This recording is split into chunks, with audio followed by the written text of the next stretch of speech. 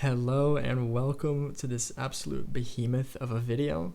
So here I'll explain literally everything there is to know about the method of undetermined coefficients, and that includes all of the different versions of the method, any complication that could occur, and of course I'll have timestamps in the description to every single example as well as what category that example falls into.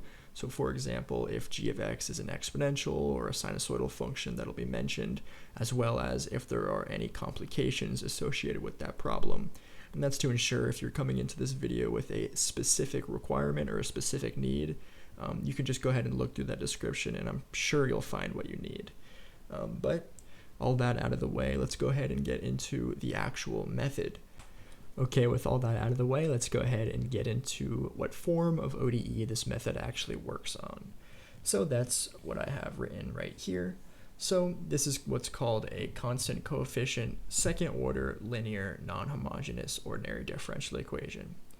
And so this is the form that you want to keep an eye out for, and if you see something that looks like this, and remember g of x could be many different things. G of x could actually be an exponential function, a sinusoidal function, or a polynomial. And then you should think, okay, I should use undetermined coefficients here. All right, but now I'll start going into what the actual method looks like and run you through the steps. Okay, so here we have step 1, which is just solve the homogeneous part of your ODE. And that's nice and easy. You just set g of x equal to 0, which gives you a new ordinary differential equation, and then you solve that one. And that's actually step 1. And so I have a couple steps here to explain how to solve that homogeneous ODE. I do have a video that I'll link in the description of how to solve these ODEs specifically, but really quick, I'll just run you through it in case you haven't run into this before. So you want to write the characteristic equation when it comes to a homogeneous ODE. That means that it's second order, linear, constant coefficient, and equal to 0. And so your characteristic equation is just a basically like a parallel to your ODE. Instead of a derivative, you write a new variable r. So anytime you see a second derivative, you write r squared. Anytime you see a first derivative, you just write an r to the first power. And if there's no derivative, then that's r to the 0 or just 1. And so that's why you can see we just have a c all alone here because there's no derivative right here. Okay, but that's going to give you basically just a quadratic equation. And then you're going to go ahead and solve that quadratic equation for r. And there's a couple different things that could happen when you solve for r. So the first is that there's two real distinct roots, r1 and r2. For example, if you factor, then you're going to have most likely two real distinct roots. Sometimes you could end up with one root, but most likely you'll have two separate numbers, and so then you'll just follow this formula for your homogeneous solution. And we denote that with a yh of x, because we're going to be finding a particular solution later, and then actually the final solution is a combination of the homogeneous and particular solution. So that h denotes that this isn't actually the final answer. This is just the first part of it. But if you run into a situation where you have one real root, r, then you just follow a different formula. c1 e to the rx plus c2 x e to the rx. And then if you run into a situation where you use the quadratic formula and you're left with complex roots, then you take the imaginary and real part of that complex root and you plug it into, again, just this formula. And I'm skimming over this step pretty quickly here because by the time you get to non-homogeneous ODEs, this has probably been beaten into the ground, and if not, then I do have a video on it, and again, that'll be in the description. But okay. Now we're ready to move on into what the actual method of undetermined coefficients is. And that's going to be step 2. This is the meat of it right here. So the idea behind this method totally depends on what g of x is, all right? So you need to quote unquote guess, and I don't really like using the word guess because we're doing an extremely educated guess that's going to get us to the correct answer. So guess I feel like has a connotation of, oh, let's just see if this works, when in reality we know it's going to work. But that's what they call it. So you're going to guess an expected form of your particular solution based on g of x. And so your particular solution is just going to be what they call your final answer to the undetermined coefficients method. So as I said above, your final answer to your ODE is going to be your homogeneous part plus your particular solution. So you're going to solve the homogeneous ODE, get an answer, then you're going to do the method of undetermined coefficients, get an answer, and then your nice final answer is going to be the sum of those. And so the one that you get from undetermined coefficients is what we call the particular solution. Okay, but you always start out in the same way, and you want to guess the expected form of your particular solution, yp of x. So if g of x is any exponential function, then it's nice and easy. Then you guess ae to the beta x. And if you'll notice, alpha does not transfer over to your guess at all, but beta does. So that's something to keep note. When you write your guess, you're going to maintain the constant that's in the exponent, but you're going to forget about the constant that was outside of g of x. All right? And then you're going to call that a instead.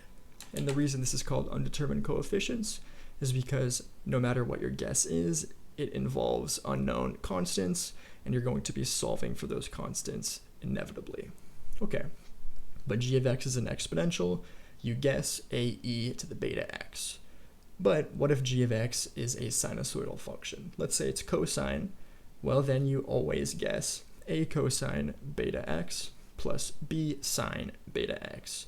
And actually it's the exact same if it's alpha sine of beta x or a summation of them both.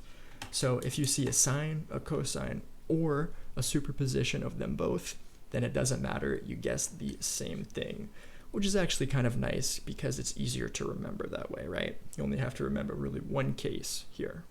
Okay, but if g of x is an nth degree polynomial, and that just means, for example, x cubed is a third order polynomial, then your yp of x is going to be that same order polynomial with corresponding constants.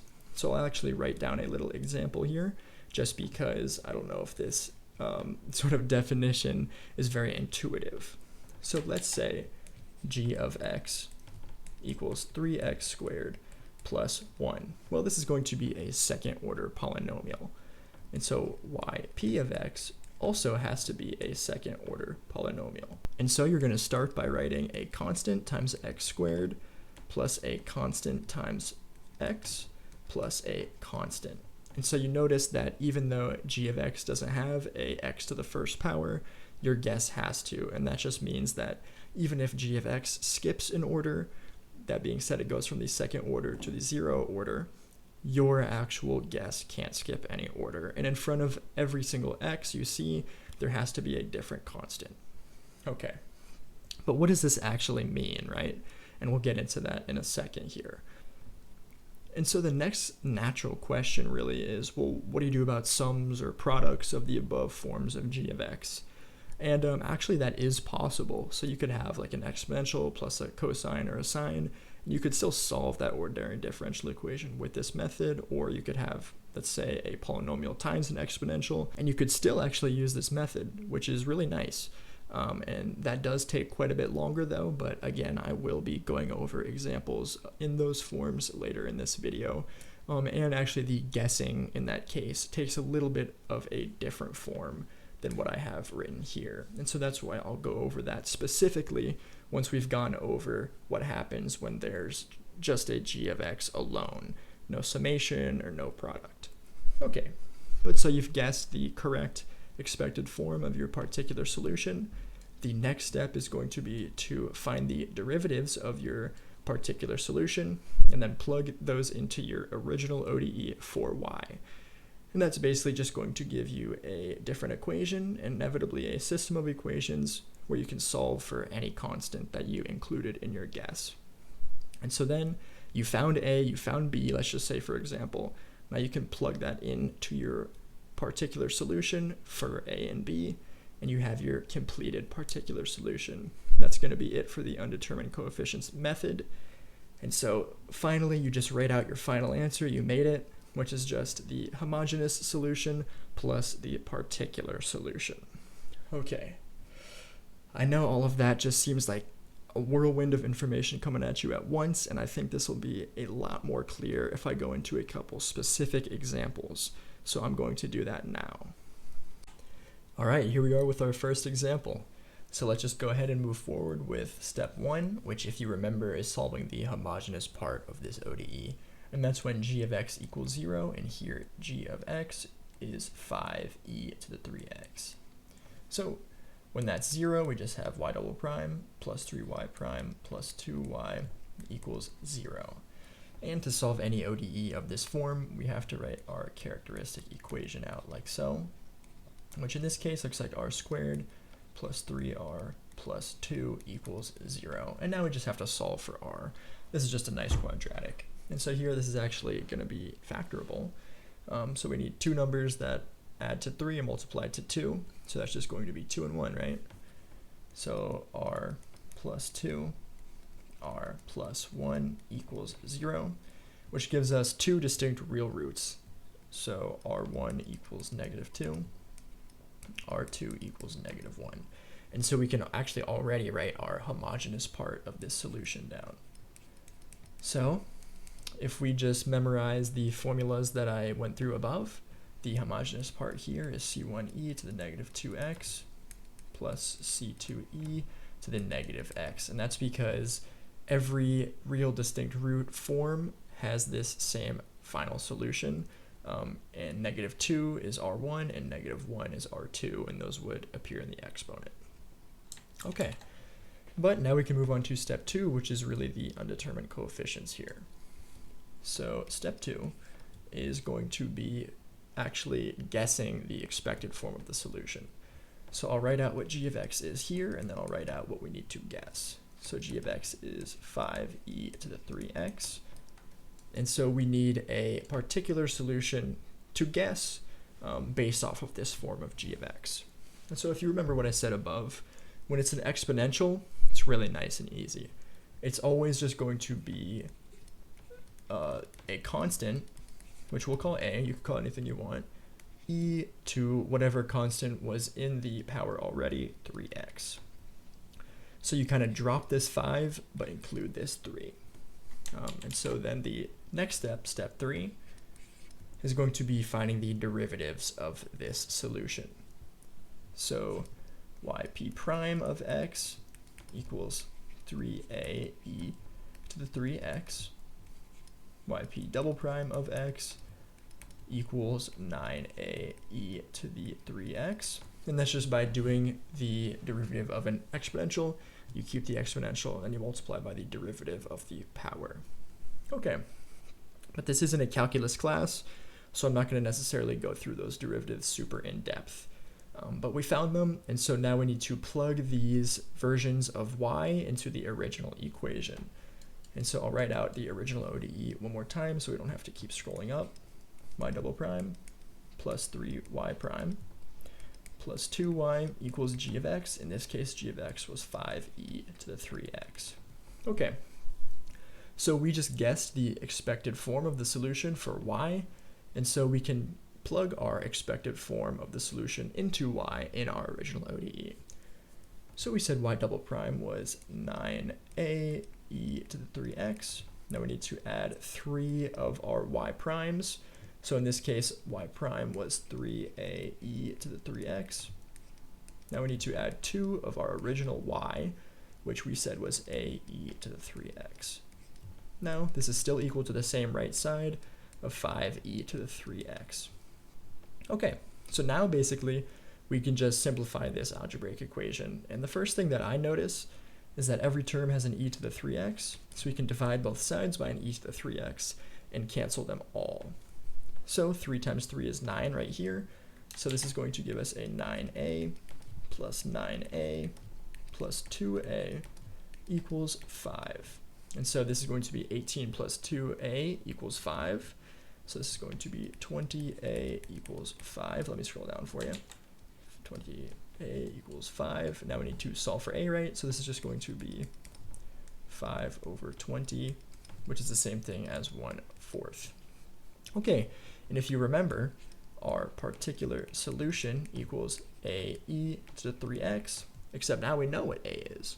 So we can actually write our final particular solution.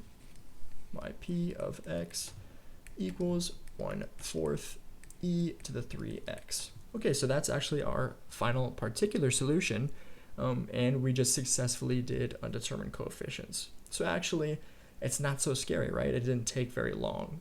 There are certain situations where it will take a lot longer, but typically there's nothing harder than this. There's just more room for error because of more algebra, for example. Okay, but remember what I said, the final solution to the ODE is going to be the homogeneous part plus the particular part. And so okay, we'll have to scroll up for this. So our homogeneous solution we said was c1 to the negative 2x plus c2 to the negative x. Okay, so c1 to the negative 2x plus c2 to the negative x, and then we need to add the particular solution, which we just found to be 1/4 to the 3x. Okay, so this is going to be our final solution to the ODE. And so that's going to be our first example down the hatch, right? It actually was not too bad. And every single undetermined coefficients problem follows this same method. It just looks a little bit different because of the different g of x's. Instead of just being an a, there could be an a, b, c, or even d sometimes. And so that's when the algebra gets a little bit tedious. But this is the method, and the method never changes. But all right, let's get into another example here. Here we are with our next example. So this is going to follow the exact same procedure. So we always start by finding our homogeneous solution. So the homogeneous part of this equation is going to be the same thing, where g of x equals 0. All right, so this is again g of x. And step 1 is finding the answer to the ODE, where g of x is 0. And so that always starts by finding the characteristic equation. So r squared minus 4r minus 12 equals 0. And now this is just a situation where we need to find r. And so this is a nice quadratic, and this is actually factorable.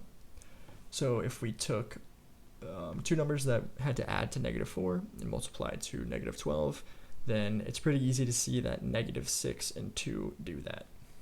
So r minus 6, r plus 2 equals 0. And we could just make sure that we did that right. -6 plus 2, it's -4. -6 times 2 is -12. So okay, so we're confident with that. And now we can just write r1 equals 6, r2 equals -2. All right, so now we can go ahead and write our homogeneous solution here. So this is going to equal c1 to the 6x plus c2 to the -2x, like that. All right, so now we move on to step 2, which is guessing the expected form of the solution. And so in our case, g of x is another exponential. So this time it's 3e to the 5x. So our particular solution is going to be a constant times e to the 5x. So exact same thought process here as the last one. We forget about the 3 and we add a constant a, but we keep the constant that's in the exponent. All right, so next step is going to be taking a couple of derivatives here so we can inevitably plug it back into the ODE. And I mean take derivatives of our particular solution y. So y p prime of x is going to equal 5a e to the 5x, like that. And so then the second derivative of that is going to equal 25a e to the 5x. We basically just multiplied by 5 and then multiplied by another 5 based off how this function looks. Okay, so let me write down the original function really quick just so I don't have to keep scrolling up. Minus 12y equals 3e to the 5x. Okay, so we have the original function and we have what we think y probably is, so we can just go ahead and plug our y into the ODE. So y double prime we just said was 25a e to the 5x. Now we have to subtract 4 of what we said y prime was, which is going to be 5a e to the 5x. Then we have to subtract 12 of our original guess, a e to the 5x. Still equals the right side, 3e to the 5x, like so. Okay. So now we just have to cancel an e to the 5x because every term has one, and luckily this always happens. And so let's just do a little bit of arithmetic here. 25a, that's 4 times 5, that's 20, so minus 20a. And I'll make that a little bit more obvious that that's a 0. And then we subtract a 12a, which is still equal to 3, except now we canceled the e to the 5x. Okay, 25 minus 20, so that's going to just be 5, right? Minus 12 is going to be negative 7. A equals 3. So then a has to equal negative 3 over 7. All right, so we've just determined our undetermined coefficient, and we can write out what our particular solution is. So if you remember, we said our particular solution was in the form a e to the 5x, except now we know what a is. So we can write it in terms of the actual coefficient there, negative 3 over 7. Still equal, or still multiplied by e to the 5x rather. All right. So now we can just basically write our final answer. So again, as is always true, this is the summation of the homogeneous solution and the particular solution. And the homogeneous solution in our case, what was it? Hold on, I might have to go look. It was c1 e to the 6x plus c2 e to the negative 2x. Okay, so c1 e to the 6x plus c2 e to the negative 2x. All right, makes sense? Now we just add our particular solution, which is going to be plus negative 3 over 7, so I'll just switch that to a minus 3 over 7 e to the 5x, like that. Okay, so that's going to do it for this example. Again, not so bad, right? And that's mainly because we only had one undetermined coefficient here. Depending on what g of x is, you can have plenty, but again, they always follow the same process. So if you know how to do this, then you know how to do any other g of x. It just will take some getting used to. All right, but we can just go ahead and move forward into the next example. Okay, here we go with another example. And actually, if you notice, this one doesn't have a first derivative, but that's okay. This method still works as long as there is a second derivative. So as long as the ODE is second order, then you're still good to go. Okay, so as always, the first step is to find the homogeneous solution, right? So the homogeneous part of this equation is y double prime plus 4y equals 0. Now we write our characteristic equation out, and this leaves us with r squared plus 4 equals 0. And now we just need to solve for r. So we can just do this algebraically, right? So r squared equals negative 4. So now we can just go ahead and take the square root of both sides, and that gives us r equals plus or minus the square root of negative 4. And the square root of negative 4 is 2i. So that means that r equals plus or minus 2i. Okay. So in this case, this is a complex root homogeneous situation, but that's okay. We still know the formula for that. So another way of writing this r is sticking a 0 here, and then remember that this is your alpha and this is your beta. Okay, so as long as we know that, we can write our homogeneous solution right here. So that just equals e to the alpha x, so e to the 0, times c1 cosine of beta x, 2x, plus c2 sine of beta x, so 2x, just like that. And actually e to the 0 is 1, right? So our homogeneous solution here is simply c1 cosine of 2x plus c2 sine of 2x, just like that. Okay, now we can move on to the second step, which is guessing the solution. So here, g of x equals e to the 3x, right? So let's write g of x equals e to the 3x. And so then at this point, the particular solution guessing should be no problem for exponentials. Always just a constant times e times whatever the power of the g of x is. Okay, so a e to the 3x, like that. Nothing too crazy there. For step 3, we're going to need to take two derivatives and then plug that into the original equation. Okay, yp prime of x equals 3a e to the 3x. Yp double prime of x equals 9a e to the 3x, like so. All right, let's plug that into the original ODE, which if you remember is y double prime plus 4y equals e to the 3x. Okay, so we know y double prime is 9a e to the 3x, so 9a e to the 3x. Now we add 4 times our y, which is a e to the 3x, and that's going to be equal to still e to the 3x, like that.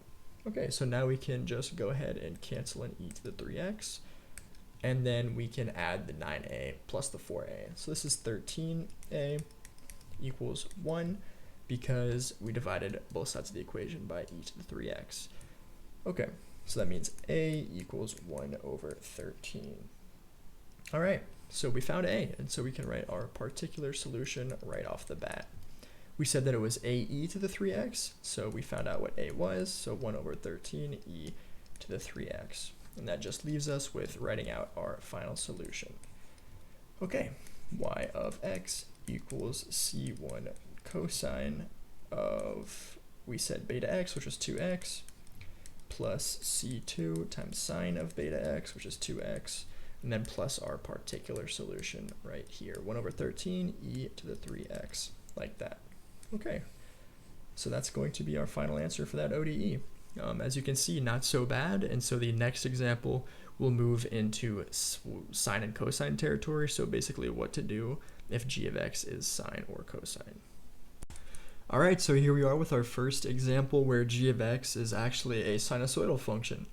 So in this case, we have g of x being 8 sine of 3x, and so here you'll get to see what that looks like and how that's actually different when we go ahead and solve this problem. Okay, so first things first, even though g of x is different, the first step is always to pretend that g of x is 0. So still we're going to start with y double prime plus 2y prime plus 2y equals 0. This is what's called the homogeneous part of the equation, if you remember. So our goal here is to write the characteristic equation and then solve for our characteristic variable, which I usually call r. So r squared plus 2r plus 2 equals 0. Here we just have a nice quadratic to solve, and actually this isn't factorable. We're going to have to go ahead and use the quadratic formula here, but that's no problem. So r equals negative b plus or minus square root b squared minus 4ac, just to jog your memory, and then that's over 2a.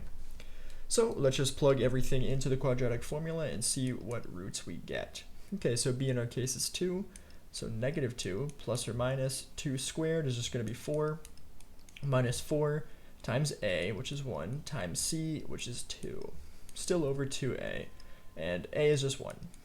Okay, so that means that r in turn equals negative 2 plus or minus the square root of 4 minus 8 over 2. And if you notice, 4 minus 8 is negative 4, and so the square root of negative 4 is going to be 2i. So it's going to be actually a complex situation here. So 2i over 2, just like that. And of course, we can divide the top and the bottom of this fraction by 2.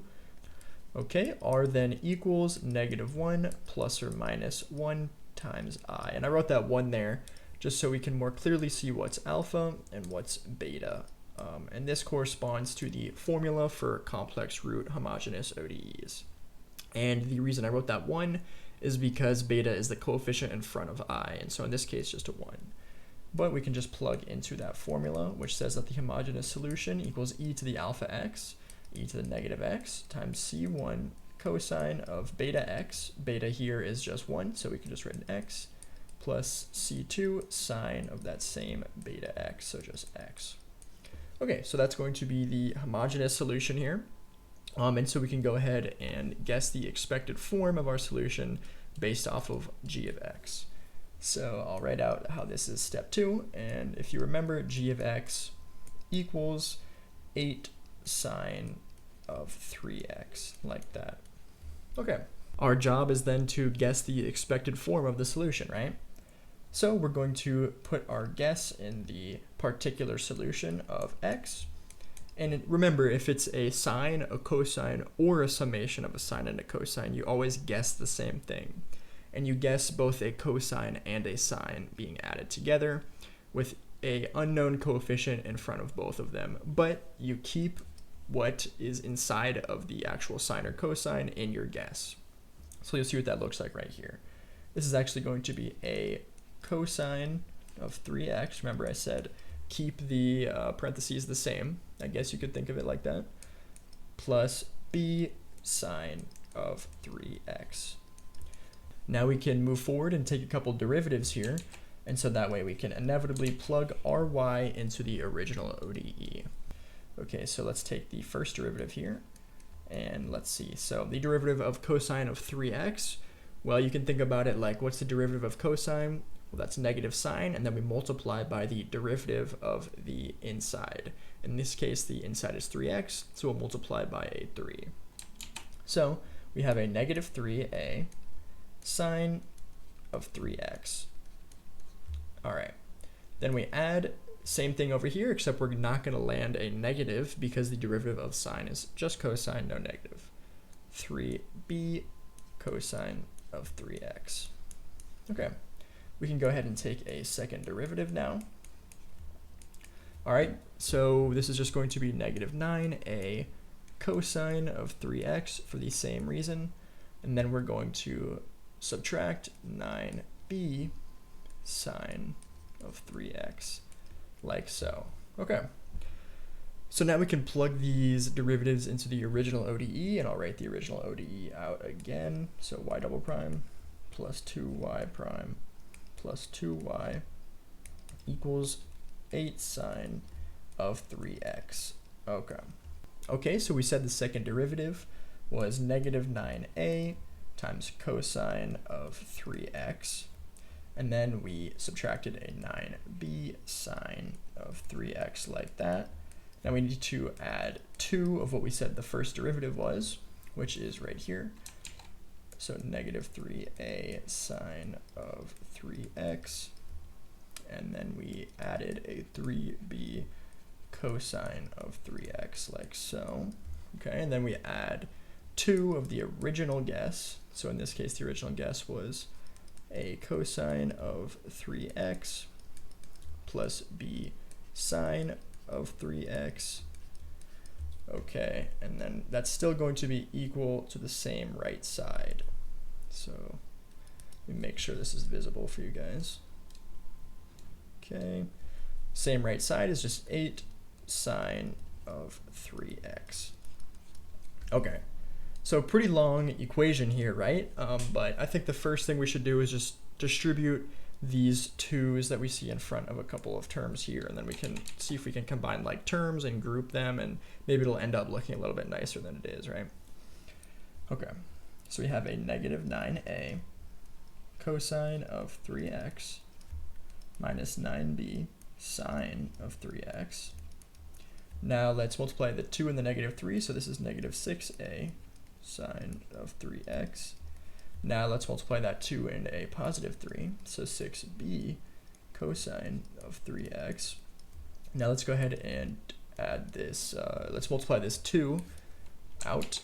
So we have 2a cosine of 3x plus 2b sine of 3x.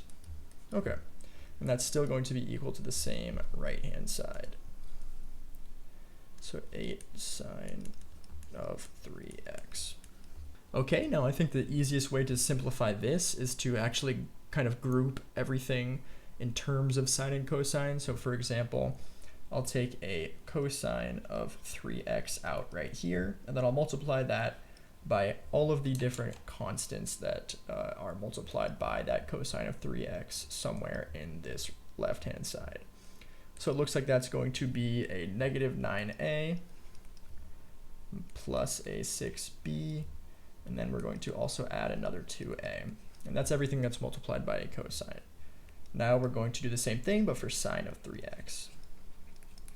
Okay, so a sine, well, I see a negative 9b, I see a negative 6a, and I see a plus 2b. Okay, so negative 9b minus 6a plus 2b equals 8 sine of 3x. Okay, we can actually go ahead and just add these like terms together to get this equation even a little bit more simple. So this gives us cosine of 3x multiplied by negative 7a plus 6b. And then same thing for sine of 3x. And then we can multiply that by a negative 7b minus 6a. Okay, and this equals 8 sine of 3x. Okay, so that's pretty much the hard part. Now we just go ahead and do some algebra. And actually this one equation ends up giving us two different equations. And that's because we can equate the left and the right side. So on the right side, we see a 8 sine of 3x, right? On the left side, we see some constant times sine of 3x. And so the only way that the left and the right-hand side are equal here is if this 8 is equal to negative 7b minus 6a. Because then we'd have a 8 sine of 3x on the left-hand side and an 8 sine of 3x on the right-hand side. And similarly, negative 7a plus 6b actually has to equal 0, so that this cosine is multiplied by 0, and so we get that plus 0 over here. And so that's why we only see a sine on the right-hand side. That cosine on the left-hand side has to disappear by being multiplied by 0. Okay, so this equation basically just gave us a way to solve for a and b. So negative 7a plus 6b we know has to equal 0, right?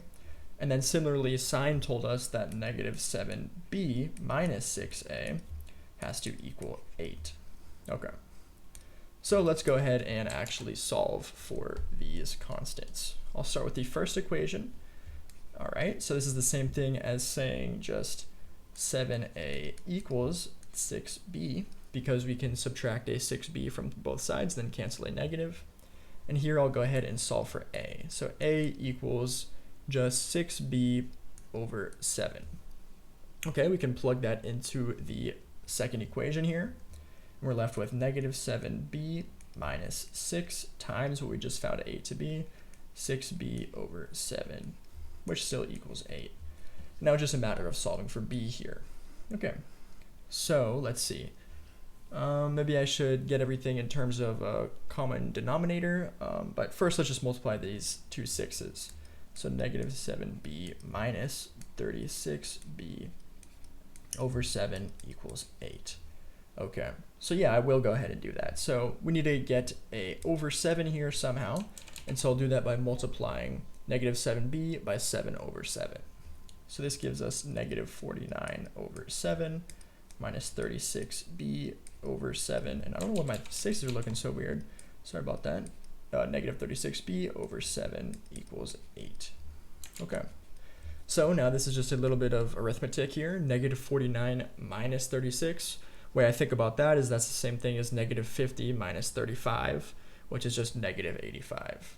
So we're left with negative 85b over 7 equals 8.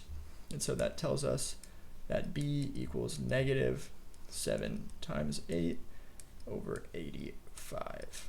Okay, so what's 7 times 8? Well, that's just going to be 56. So this gives us negative 56 over 85. Okay, so we found b, and we know that a equals 6b over 7.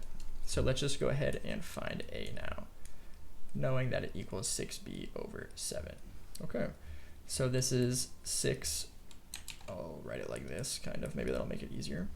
And then we have a 6 times negative 56 over 85. Okay, that doesn't look so nice, but 6 times 56, let's keep the negative outside. 6 times 56 is just the same thing as 6 times 50 plus 36. 6 times 50 is 300, so this is 336. Let's see, 7 times 85 is the same thing as 7 times 80. And so that's the same thing as 560. Then we add the 35. So this is going to be 595. Okay, but we can simplify this, right? So this actually will simplify down to, I'll spare you the trouble of just doing random fraction simplification. So I'll tell you right now, this is negative 48 over 85. Okay. So we found both a and b. Perfect. That's pretty much the end of the method, right? Now we can just write the particular solution out. So the particular solution here, if you remember, is in the form a cosine of 3x plus b sine of 3x. And we just found out what a and b were. So that means we can write out a nice final particular solution.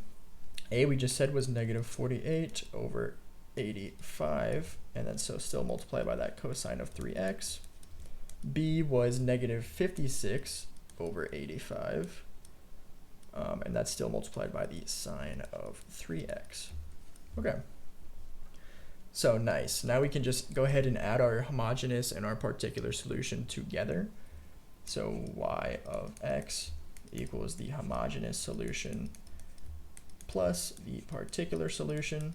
So if you remember, the homogeneous solution was this, equals e to the negative x times, so don't forget the constants, c1 cosine of x plus c2 sine of x.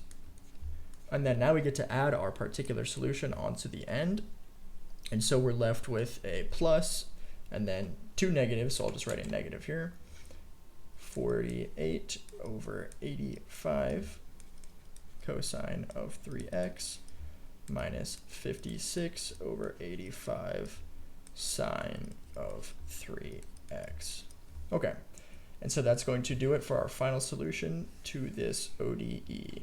And so as you can see, if it's a sine or a cosine method, then it can take a little bit more algebra, right? But at the end of the day, the ODE there is no more difficult. It's just a matter of keeping an eye on your work while you're doing your algebra, just to be sure you don't make a mistake. All right, but let's get into another example like this one. Okay, here we have another nice example where g of x is a sinusoidal function. So here, this is our g of x, and we always start the same way. We solve the homogeneous part of this ODE. And so then we have y double prime plus 4y prime plus 4y equals 0. And again, that homogeneous part is just when g of x equals 0. And now we write our characteristic equation, replacing each derivative with a r, so r squared for second derivative, plus 4r for first derivative, plus 4 for no derivative equals 0. And we're left with a nice little quadratic here. So actually, two numbers that add to 4 and multiply to 4, well, that's just 2 and 2. So we're left with r plus 2 equals 0. And this gives us a r of negative 2. And so this gives us one root. But that's okay. This is a double root situation when it comes to the homogeneous ODE, but we know how to deal with that. It's just a different formula. So our homogeneous solution here is going to be c1 e to the rx, so negative 2x, plus c2x e to the rx, negative 2x. All right, so that's going to be our homogeneous solution. And now we can move on to the actual method of undetermined coefficients. So down here, well, our g of x is 3 cosine of 2x, right? And so we need to guess the expected form of our particular solution. So the particular solution in this case, well, g of x is a cosine, and remember, it doesn't matter if it's a cosine, a sine, or a sum of them both, you guess the same thing. So we have a constant times cosine of 2x plus a constant times sine of 2x. And if you notice, these constants have nothing to do with this constant, but what these cosines and what this sine is a function of is the same as the original cosine. Okay, so now we can go ahead and take a couple derivatives of our particular solution guess, and then we can plug that into the original ODE. Okay, so that's what I like to call step 3. So we know that we just came up with a version of the solution, and of course an ODE is an equation of y, in our case, because we're solving for y. So if we take a couple derivatives, we can plug that into the original equation. Okay, so the particular solution, the first derivative of that, is equal to, okay, well, let's see. A cosine of 2x, that's going to be a negative 2a sine of 2x. And that's because the derivative of cosine of 2x is going to be a negative sine of 2x multiplied by the derivative of the inside here being 2x. So the derivative of 2x is 2, and that's where this 2 came from. Okay, we can do the exact same thing for this sine function, except there's no negative because the derivative of sine is a nice and easy cosine. So plus 2b cosine of 2x. Okay, let's go ahead and take a second derivative then. So the second derivative here is equal to, well, we're going to use the exact same method for the derivative. So derivative of sine is cosine multiplied by the derivative of the inside, which is 2 in this case. So negative 4a cosine of 2x. Now we're going to subtract because the derivative of cosine is sine, and then we're going to multiply by that by 4 because of the 2 that was already there and the 2 that came from the inside, and then 4b sine of 2x. Okay, so we have our expected form of the particular solution, and then we have the first derivative and the second derivative. And that's great because the original function, or the original ODE rather, is in terms of the second, the first derivative, and just the original function. So we have everything that we need to plug it back into the original ODE. All right. So this may take some space, so I'll start over here kind of on the left, but we start with a y double prime, right? So then we have a minus 4a cosine of 2x minus that 4b sine of 2x. Now we need to make sure to add 4 because of the 4 coefficient right here of our first derivative. So our first derivative was negative 2a sine of 2x. We need to add the cosine part as well, so 2b cosine of 2x, just like that. Then we add another 4 from here, and then we multiply by the original function y, which we said is all of that. Okay, so 4 times a cosine of 2x plus b sine of 2x.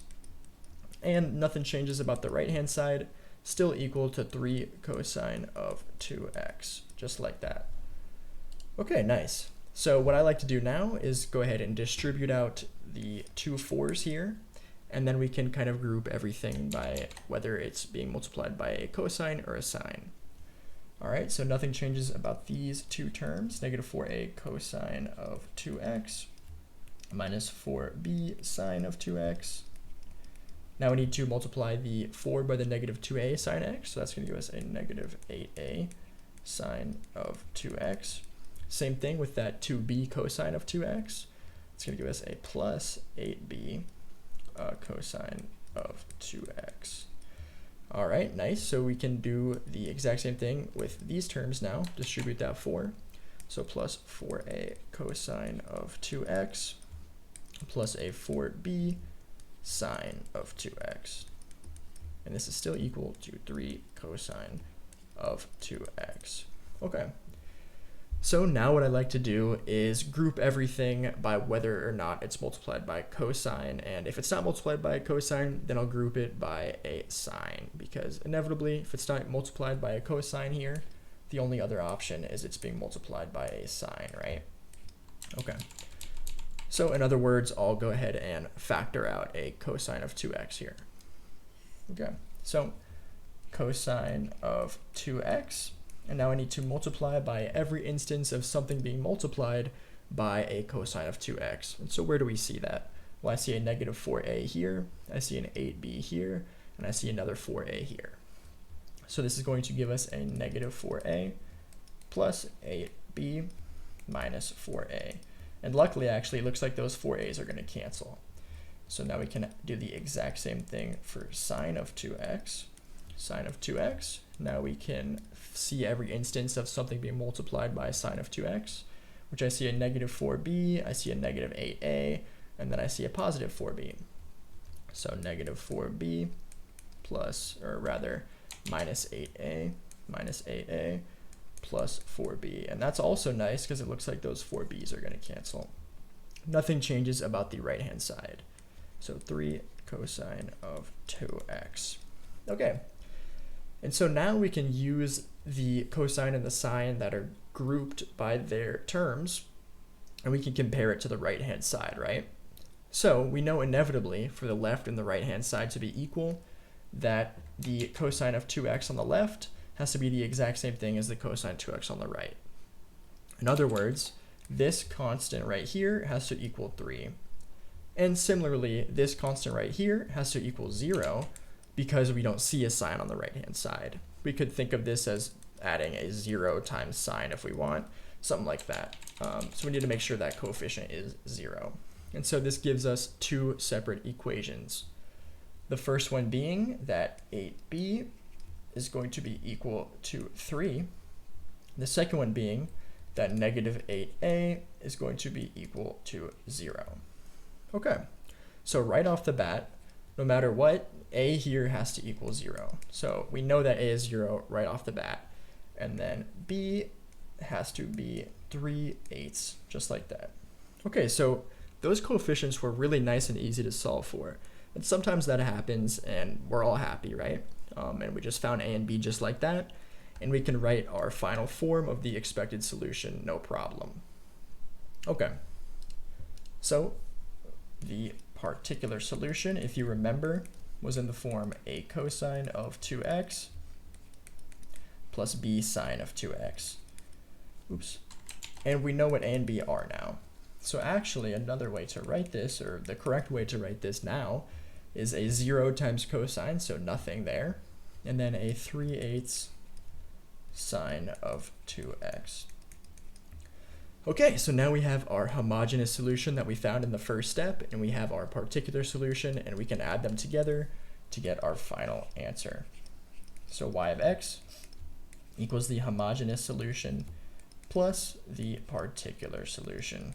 Now, if you remember all the way up top, the homogeneous solution, well, I'll just scroll up and show you, the homogeneous solution was c1 e to the negative 2x plus c2x e to the negative 2x. So let me write that here. c1e to the negative 2x plus c2x e to the negative 2x. Now we add our particular solution, which we just found to be 3/8 sine of 2x. Okay, and that's going to be our final answer right here. So as you can see, not so bad. Actually, in this case, solving for those constants was really, really easy. And this ODE didn't end up being too difficult. Okay, here we are with another example of when g of x is a sinusoidal function. And this time, actually, it's going to be a summation of 8 cosine 2x and sine of 2x. And so I chose this example to emphasize what to do when it's a summation and how this guessing works. Okay, so first things first is we need to find the homogeneous part of the solution. So that's when y double prime plus 4y prime plus 4y is going to equal 0. And this is the same homogeneous solution as the previous problem. I chose this one basically just to emphasize what happens during the undetermined coefficients part. Okay, but we write our characteristic equation, gives us r squared plus 4r plus 4 equals 0. We need to solve this quadratic for r, so we can factor this, r plus 2 equals 0, which gives us r equals negative 2, and that's the only root it gives us. So this is a double root homogeneous situation, which gives us the homogeneous solution of c1 e to the negative 2x plus c2x e to the negative 2x. Okay, so that's going to do it for the homogeneous solution, and now we get to move on to guessing the expected form of our solution. So we know that g of x equals 8 cosine of 2x plus sine of 2x. Okay, and the particular solution in this case is going to be the exact same thing as if this was just 8 cosine 2x or if it was just sine of 2x. So this is going to be a cosine of 2x plus b sine of 2x, like that. Okay, so the reason I chose this example was because this guess would not be so easy. The expected form would be much different, and something I'll get into much later in this video, if these were not the same. If it was a cosine of 2x plus a sine of x, for example, this guess would no longer hold. So you need to make sure that if you're going to guess a summation of cosine and sine, when g of x is a summation of cosine and sine, you need to make sure that those cosines and sines have the exact same inside. So that was really the point I wanted to emphasize with this one. But we'll go ahead and start taking derivatives here and then plug it back into the original equation so we can get our final answer. Okay. The first derivative, let's see. So this is going to be just what's the derivative of cosine of 2x? That's the same thing as negative sine 2x times 2 because we multiply by the derivative of the inside. So negative 2a sine of 2x. Now we get to add a 2b cosine of 2x. Okay, so the second derivative then, same exact idea. We're going to have a negative 4a cosine of 2x minus a 4b sine of 2x. Okay, nice. So our original ODE I'll write right here so we can reference it. Y double prime plus 4y prime plus 4y equals 3 cosine, or not 3, my bad, 8 cosine of 2x plus sine of 2x. Okay, so then we're just going to plug in our particular solution and its derivatives into this formula, and we should be left with algebraic equations that allow us to solve for a and b. So let's start all the way on the left here with y double prime, which we said was negative 4a cosine of 2x minus 4b sine of 2x. Now we're going to need to add 4 of our y prime, which is right here. We said that was negative 2a sine of 2x. And then we added a 2b cosine of 2x. Nice. Now we get to add 4 of the original guess, which is all the way up here. And so that's going to be a cosine of 2x plus b sine of 2x. Like that, still equal to the same right side, 8 cosine of 2x plus sine of 2x. Okay, so now we're just going to distribute the 4's here onto these terms, and then we're going to combine like terms.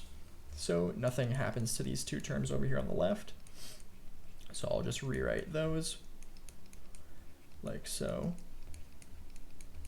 Okay, so now we have a minus 8a sine of 2x because that 4 and negative 2. Now we get to add a 8b cosine of 2x. Now let's add a 4a cosine of 2x, and let's add a 4b sine of 2x. Still equal to 8 cosine of 2x plus sine of 2x. Okay, so now I'm going to group everything that's being multiplied by a cosine and group everything that's being multiplied by a sine. So cosine of 2x, and what is that being multiplied by? Well, I'll underline everything to make it a little bit easier to actually visualize. So I see a negative 4a, I see an 8b, and then I see a positive 4a. Okay, so this is going to be negative 4a plus 8b plus 4a, like that. Now let's do the exact same thing for our sine of 2x. Okay, so this is going to be multiplied by a negative 4, a negative 8, and a positive 4. So negative 4b, negative 4b, and then it's going to be subtracted a negative 8a, and then another 4b, except this time positive. This is going to be equal to the same thing, 8 cosine of 2x plus sine of 2x. Okay, so if you notice inside of these parentheses, luckily these cancel and these cancel. So that gives us a nice simple equation here, which I'll write right here in the middle. So we're left with 8b cosine of 2x plus, or rather, minus 8a sine of 2x, which is equal to 8 cosine of 2x plus sine of 2x. And so this equation right here actually gives us two equations because we know the left and the right have to be equal. So therefore the coefficient in front of cosine has to be equal to the coefficient in front of cosine, right? Same thing with the sines. So we know that 8b has to equal 8 and negative 8a has to equal to 1. That's kind of sneakily in front of that sign. So that gives us two equations. We know that 8b has to equal 8, or in other words, b equals 1. We also know that negative 8a equals 1, and so in other words, a equals negative 1/8, like that. And so we can actually go ahead and write out our nice final particular solution at this point. So our particular solution that we guessed was a cosine of 2x plus b sine of 2x. Now we get to fill in what that a and b actually are. So we just proved that a was negative 1/8, and then we can still multiply that by cosine of 2x. And we just said that b was in fact 1, so this is plus sine of 2x. Now all that's left to do is add our homogeneous solution and our particular solution together to get our final answer. So if you remember, our homogeneous solution was c1 e to the negative 2x plus c2, plus c2 x e to the negative 2x. And now we get to add our particular solution, which we said was negative 1/8 times cosine of 2x plus sine of 2x. Okay, and so that's going to do it for the final answer. I wanted to show this example basically just to demonstrate that whatever is inside of the sine and the cosine has to be the same in g of x if you want to guess a cosine plus b sine. If they're different, so for example, if you had a cosine of x plus sine of 2x, then this method actually won't work, and that's what we call a summation situation. And of course, timestamp in the description for when I actually get into what to do in that situation, but it is just a little bit different. And so now we're actually going to move into what to do when g of x is a polynomial. Okay, here we are with our first example where g of x is actually a polynomial. So in this case, g of x is 3x. And so we always start the same exact way, right? So we start by finding the homogeneous solution. So that's when y double prime plus 4y prime plus 3y equals 0. And now we can just factor this. So two numbers that add to 4 multiply to 3. So that'll just be 3 and 1, right?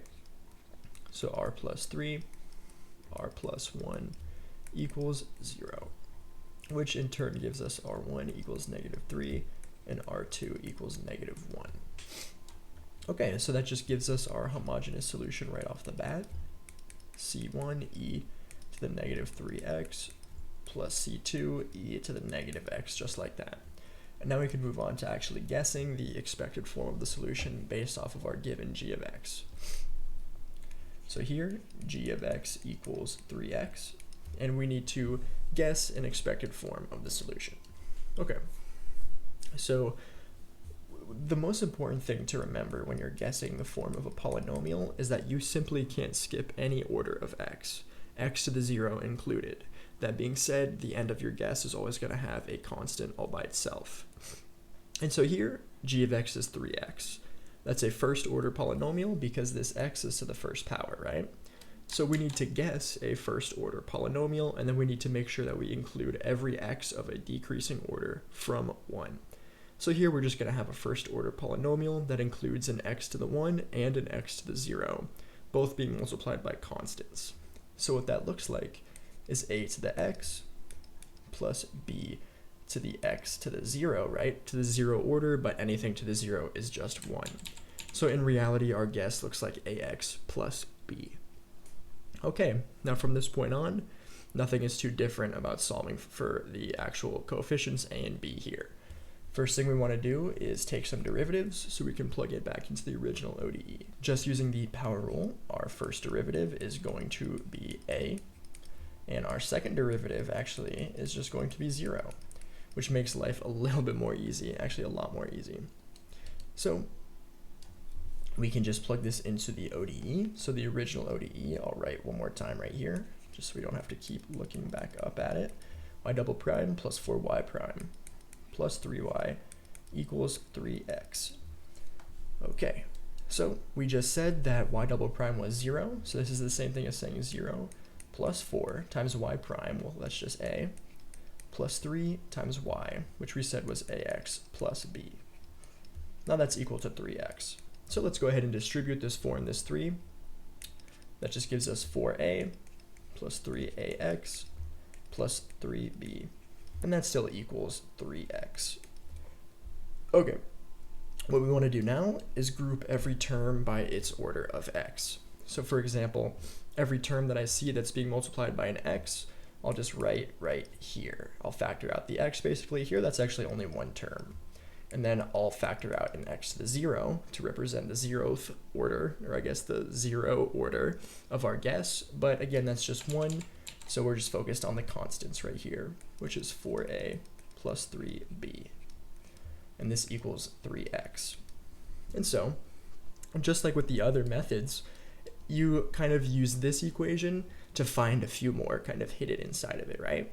So if the left and the right have to be equal, well then the x to the first over here has to be equal to the x to the first over here, as does the x to the 0. And here that's plus 0 to the x to the 0, right? So what that means is that this 3 right here has to be equal to this 3a right here. So immediately we can tell that 3a equals 3. And then similarly, but for the constants, we compare them to the constants on the right-hand side, which is again just 0. Okay. That means that we also have the equation 4a plus 3b equals 0. Now with the first equation, this immediately tells us that a is nice and easy and a is 1.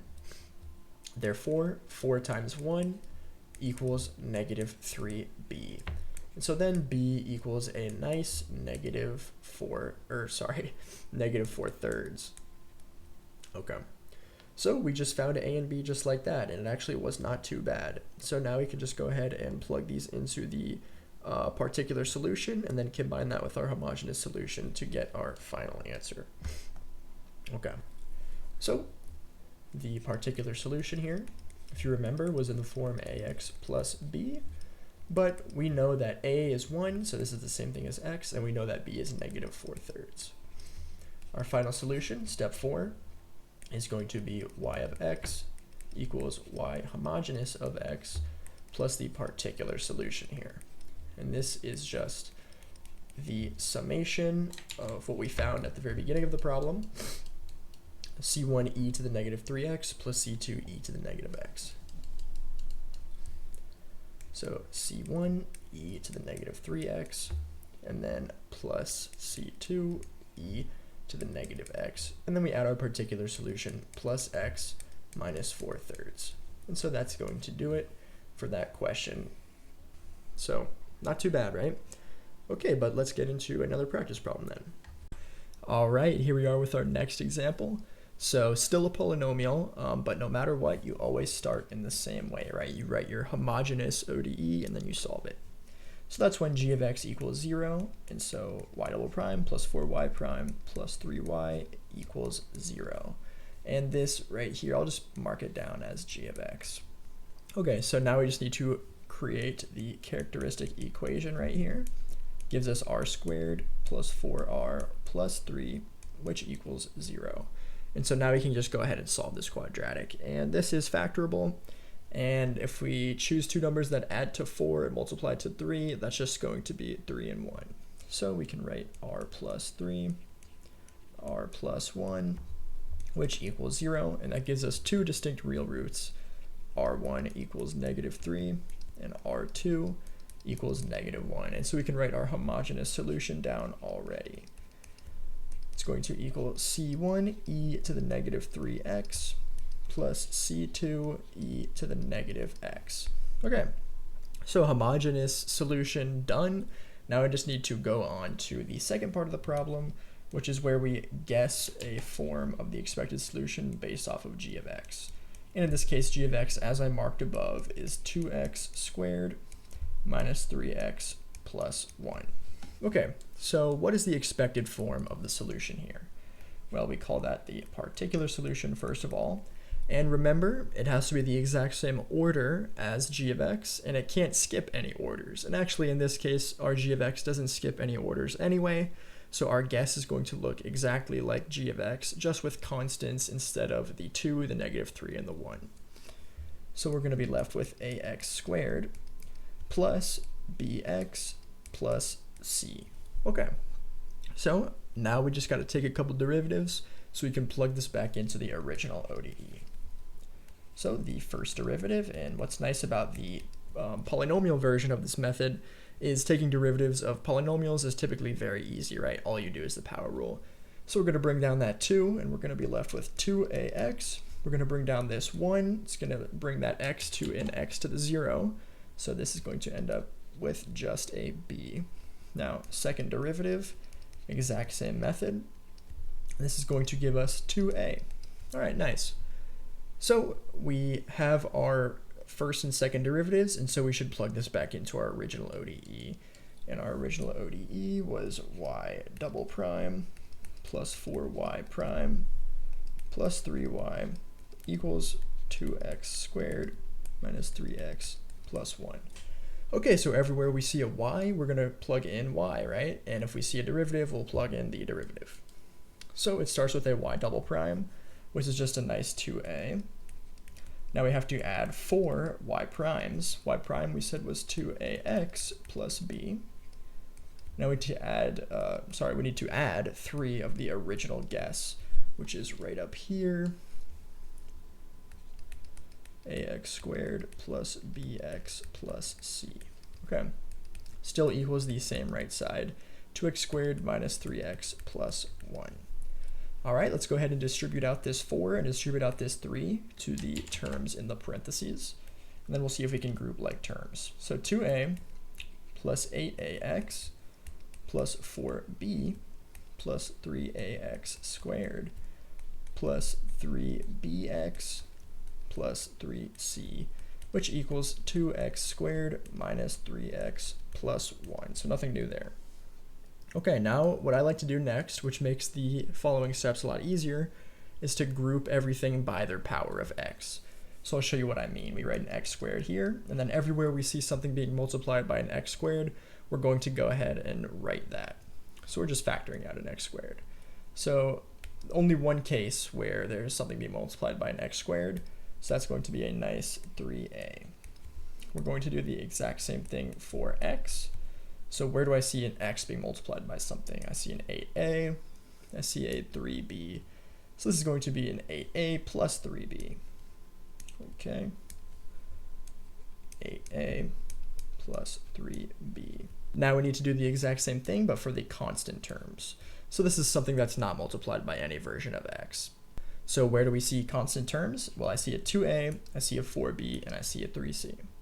So 2a plus 4b plus 3c. Okay, nice. And now that is, nothing changes about the right side, right? So 2x squared minus 3x plus 1. And now the reason that we grouped everything by their power of x is because we know the left and the right hand side are equal to each other, and therefore this coefficient has to equal this coefficient. In other words, 3a equals 2, and likewise 8a plus 3b has to equal negative 3, and also 2a plus 4b plus 3c has to equal 1 in order for these equations to be true. So that gives us a couple of equations to work with here. We're left with 3a equals just a 2, right?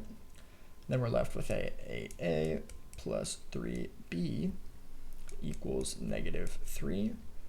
And then finally we have a 2a plus 4b plus 3c, which equals 1. Okay, so here's our system of equations, and we just need to solve for a, b, and c. So first off, right, A is pretty much handed to us, so A just equals 2/3. That's nice. Okay, now we need to find B, and I think the best way to do that would be with the second equation here. So let's multiply 8 of what we know about A, which is 2/3. Now we're going to add 3B, which is what we're going to be solving for, and then we're still equal to a -3. So this is the same thing as saying 16/3 plus 3B equals -3. Okay, so I'll get this 3 on the other side with a denominator of 3, so we can actually subtract the 16/3. So 16/3 plus 3B equals, well, let's multiply the top and the bottom of the right-hand side by 3. So this is -9/3, right? And so that way we can subtract this 16/3 from the right side, which means that 3B equals -9 minus 16. So what's -9 minus 16? That's just going to be a -25/3. Denominator stays the same. And that basically just tells us that B equals -25/9. Okay, we have A, we have B. We still need this C, right? So we have one more equation that'll get us to that goal. All right, so we know that 2 times A, well, A is 2/3, plus 4 times B, well, 4 times B is just the same thing as 4 times -25/9. Now we get to add 3C, our unknown, and that equals 1. Okay, so I'll go ahead and simplify this a little bit. This is the same thing as 4/3 minus 100/9 plus 3C, and that still equals 1. All right, so I'm going to go ahead and get everything that doesn't involve a C. So these 3 terms with a denominator of 9, and so that way we can easily do arithmetic with them. So I'll multiply 4/3 by 3/3. So this gives us 12/9 minus 100/9 still, plus that same 3C. And then to get a 1 with a denominator of 9, well, we just write 9/9, right? Okay. So 12 minus 100/9 is the same thing as -88/9. Oops, I'll write that a little bit better for you. So -88, whoa, my bad about that. -88/9 plus 3C, which still equals that 9/9. So that means that 3C has to equal 9 minus 88, or sorry, 9 plus 88, because we're going to be adding that 88/9 to both sides, and that's still going to be over 9. So what's 9 plus 88? Well, that's just 97, right? So 97/9 is equal to 3C, which is a fancy way of saying that C equals 97/27. Okay, so nice, we have A, B, and C. It just took a little bit of algebra, but we can just go ahead and write our particular solution down now. So if you remember, our expected solution was in the form ax squared plus bx plus c, except now we know what A, B, and C are. So the particular solution is going to be 2/3 x squared plus, or actually minus, right? Because B is -25/9, 25/9x, and then we get to add the C, which is 97/27. Nice. And now the only thing that's left to do is to combine our particular solution and the homogeneous solution, which will give us our final answer. Make that a little bit more obvious as in H, and then the particular solution. So what was our homogeneous solution? We'll have to scroll up a bit for that, right? Okay, C1e to the -3x plus C2e to the -x. No problem. Okay, C1e to the -3x plus C2e to the -x. All right, now we get to add our particular solution, which we said was 2/3 x squared minus 25/9x plus 97/27, like that. And that's our nice and final answer. Whoa, hold on, let me draw that box a little bit better for you. Okay, and that's gonna be our last and final answer here. Okay, that's gonna do it for this example, but I think now we'll go ahead and get into a complication that can occur during undetermined coefficients, and then we'll do a couple practice problems about that complication. So there is one complication when it comes to undetermined coefficients that, when not recognized, could get you the wrong answer. And so this complication occurs when you guess a form of your particular solution, for example, ax plus b, and one of those terms that you guessed is actually already present in the homogeneous solution that you solved for in step 1. So as long as you can recognize that this happened, it's a really easy fix. All you got to do is multiply all of your particular solution by the variable that it's a function of. So in these examples, the particular solution and y in general is a function of x. So if ax was already a part of the homogeneous solution, then I would multiply by x and we would be left with ax squared, just as a random example. But we'll get into what this actually looks like in practice, and so you can get some experience with recognizing when this is happening and how to actually deal with it. So I already have a problem down here that will inevitably lead to this complication, and so let's just go ahead and get right into it. So as always, the first step is going to be to solve the homogeneous part of this ODE. So in this case, y double prime plus 5y prime plus 6y equals 0. Now we got to write the characteristic equation. We're left with r squared plus 5r plus 6 equals 0. And so now this is just a quadratic to solve. This is nice and factorable. So this is going to give us r plus 2, r plus 3, right? Because 2 and 3 both add to 5 and multiply to 6. So r1 then gives us -2, and r2 equals -3. So that means that our homogeneous solution is c1 e to the -2x plus c2 e to the -3x. Okay, now let's see what happens when we guess our solution of the particular form. Okay, remember g of x in this case is an exponential, and we can write the whole thing out right here. And now our job is to find a expected form of this solution. So typically what you would do is, well, it's just an exponential, right? We've been over this. All you got to do is take the same exponential and multiply it by a new constant. So in this case, it would be a e to the -2x. However, there's something really important to notice here, right? A e to the -2x is also found in the homogeneous solution. Now they have a constant with a different name, but there's still the e to the -2x times a constant. E to the -2x times a constant. And so if we were to move forward with this guess, we would actually get the incorrect answer. And in this case, it would actually lead you to a e to the some form of x equals 0. And if you don't know, e to the x equals 0 has absolutely no solutions. So you'd get to that point, and then there would just be no way to move forward.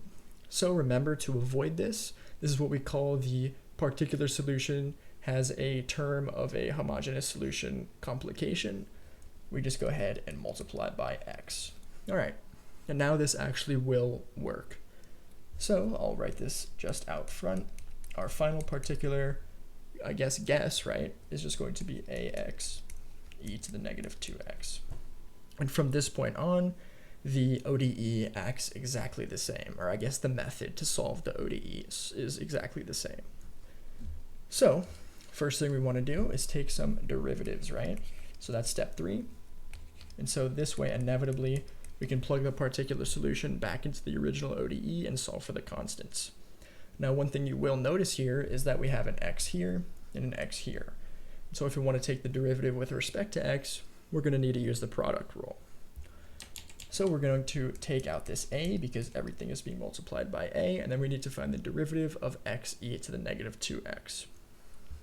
So if you remember, the derivative of a product is equal to uv prime plus u prime v, where u and v are present in the original problem. So this in this case would be u and this would be v. So if we want to take uv prime, then that's the same thing as x times the derivative of e to the -2x. Well, the derivative of e to the -2x is just going to be -2 e to the -2x. And then we want to still multiply by the x that was already there. Now, if we want to do u prime v, we take the derivative of x and multiply it with e to the -2x. The derivative of x is just 1, so we're just left with e to the -2x. All right, now we can go ahead and take that second derivative here. So everything is still multiplied by an a, and now we can take the derivative of this term, which is another product rule, right? Because we have an x times an e to the -2x. So we're going to evaluate this just like we did above to get that original term. So first, the derivative is going to land on the e to the negative 2x. So that's going to be a negative 2 times negative 2. So 4, and then e to the negative 2x, and then that's still being multiplied by x. Nothing changed there, and now the derivative is going to land on x.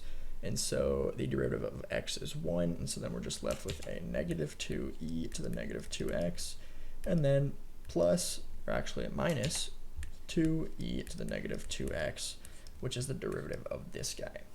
Okay, so we found our second derivative with little issue, right? Actually, we can combine like terms here, make it a little bit easier.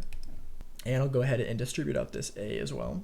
So we're left with 4ax e to the negative 2x, and then minus 4a e to the negative 2x, just by combining these two terms here. Okay, so now we can go ahead and plug what we have just found out into the original ODE. So the original ODE is y double prime plus 5y prime plus 6y equals 4e to the negative 2x. And so everywhere we see a y double prime, we'll plug our version of it in, and so on and so forth. So y double prime, we need one of those, and so that's just going to be 4ax e to the negative 2x minus 4a e to the negative 2x. Now we need 5 y primes. Y prime is up here, and when I write it, I'll distribute that a. So negative 2a e to the negative 2x, and then that's still multiplied by an x right there. And then we have a plus a e to the negative 2x, like so. Now we need 6 copies of our original guess. Our original guess, if you see up here, was just ax e to the negative 2x.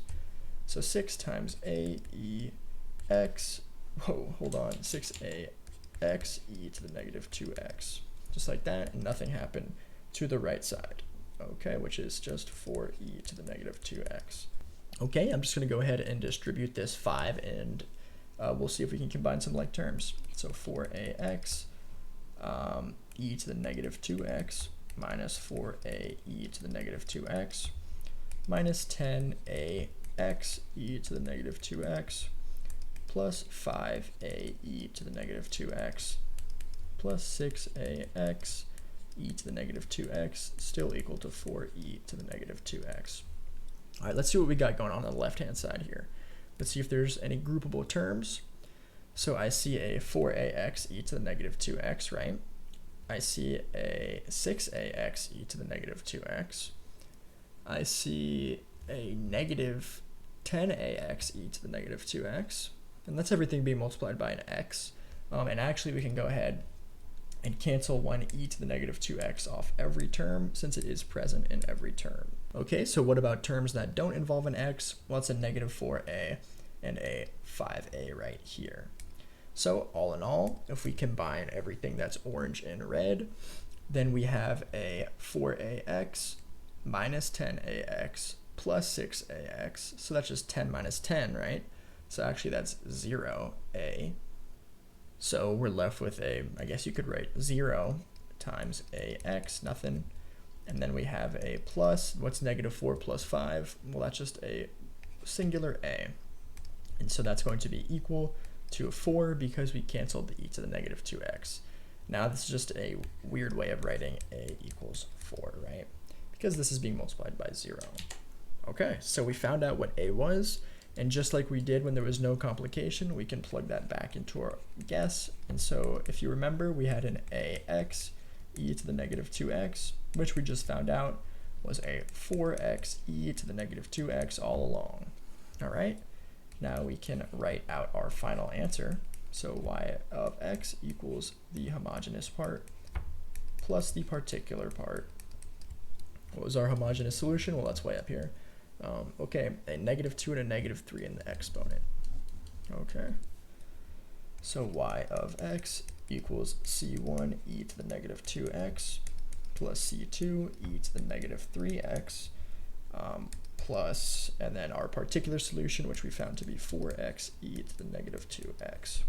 Okay, so that's it. That's going to be our final answer. And as you can see, we were able to get around the complication and still get an answer.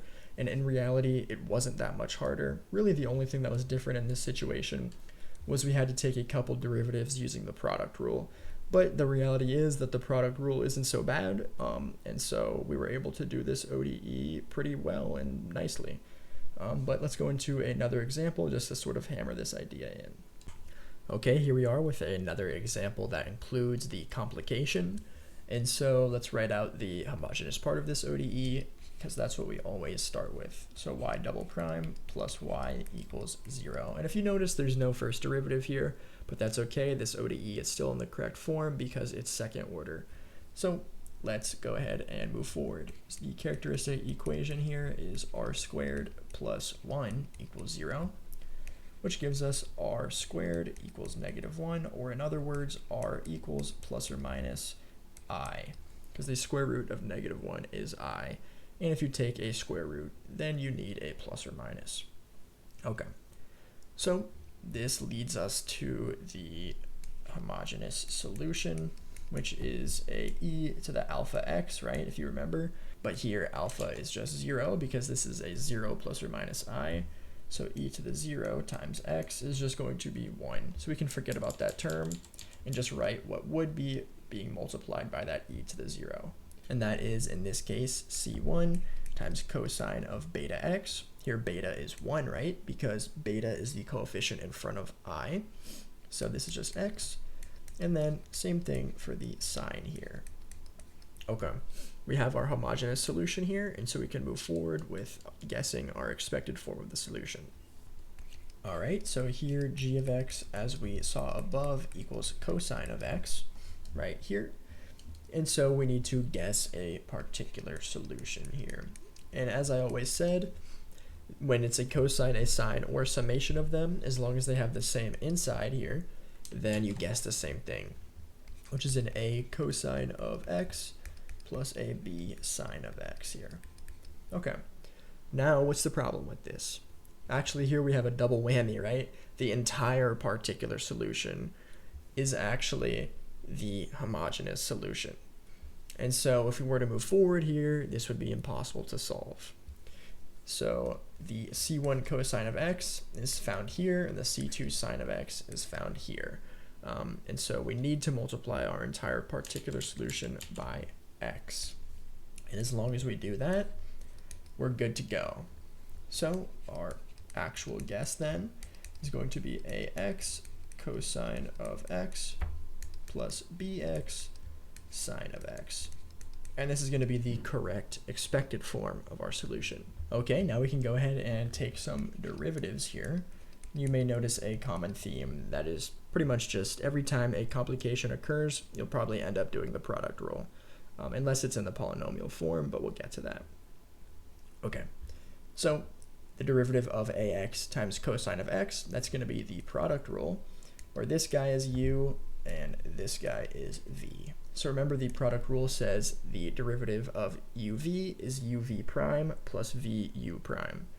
Okay, so I'll start with uv prime, and that's going to be an x, and remember all of this is multiplied by a.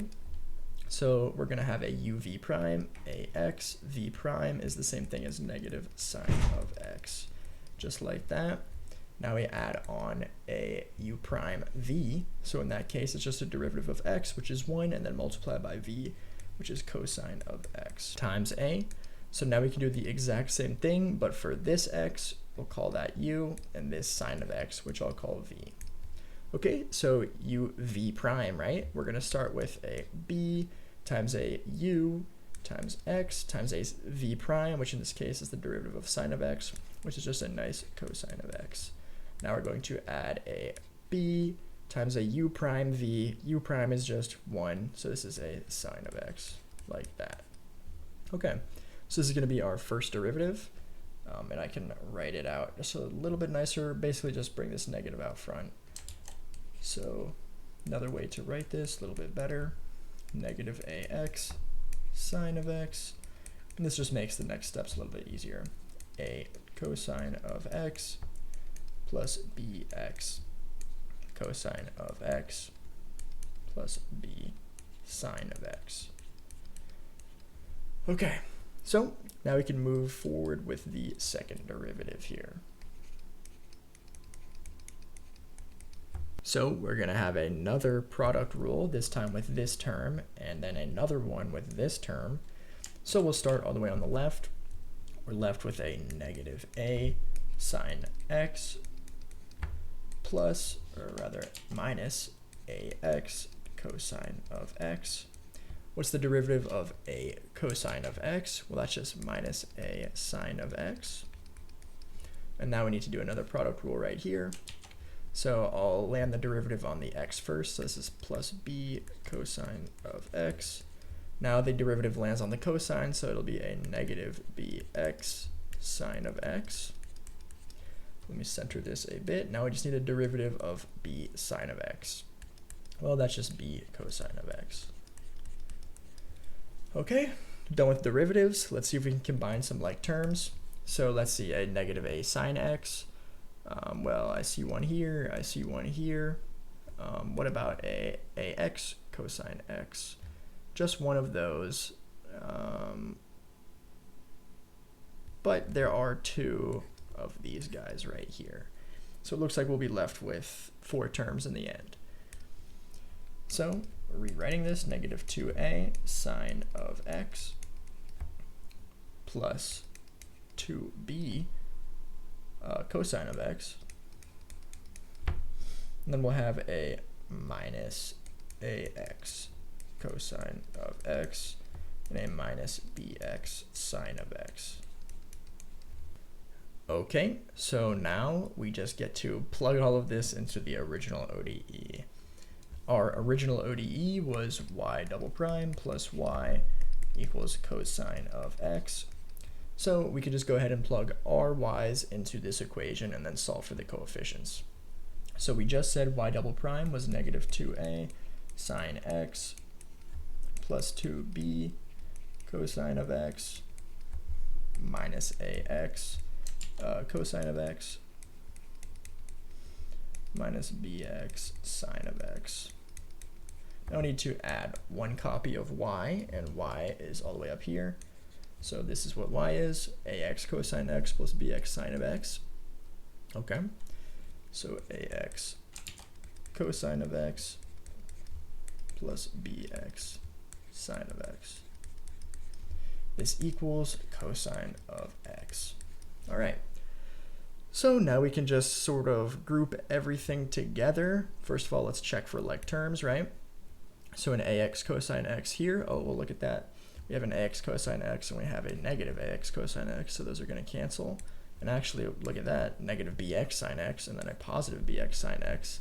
So luckily for us, all of these are going to cancel. And we'll just be left with a 2b cosine of x minus 2a sine of x equals cosine of x. Okay, so what does this mean? Well, it means that if we were to group everything based off of what we see on the left and the right hand side, well, what's in front of cosine here? Just a 1, and what's in front of cosine here? A 2b. So we know that 2b has to equal 1. And what's in front of sine over here? That's a negative 2a. What's in front of sine over here? Well, that's a 0, right? So we know that 2a has to equal 0, or negative 2a has to equal 0. So that means that a equals 0 and b equals 1/2.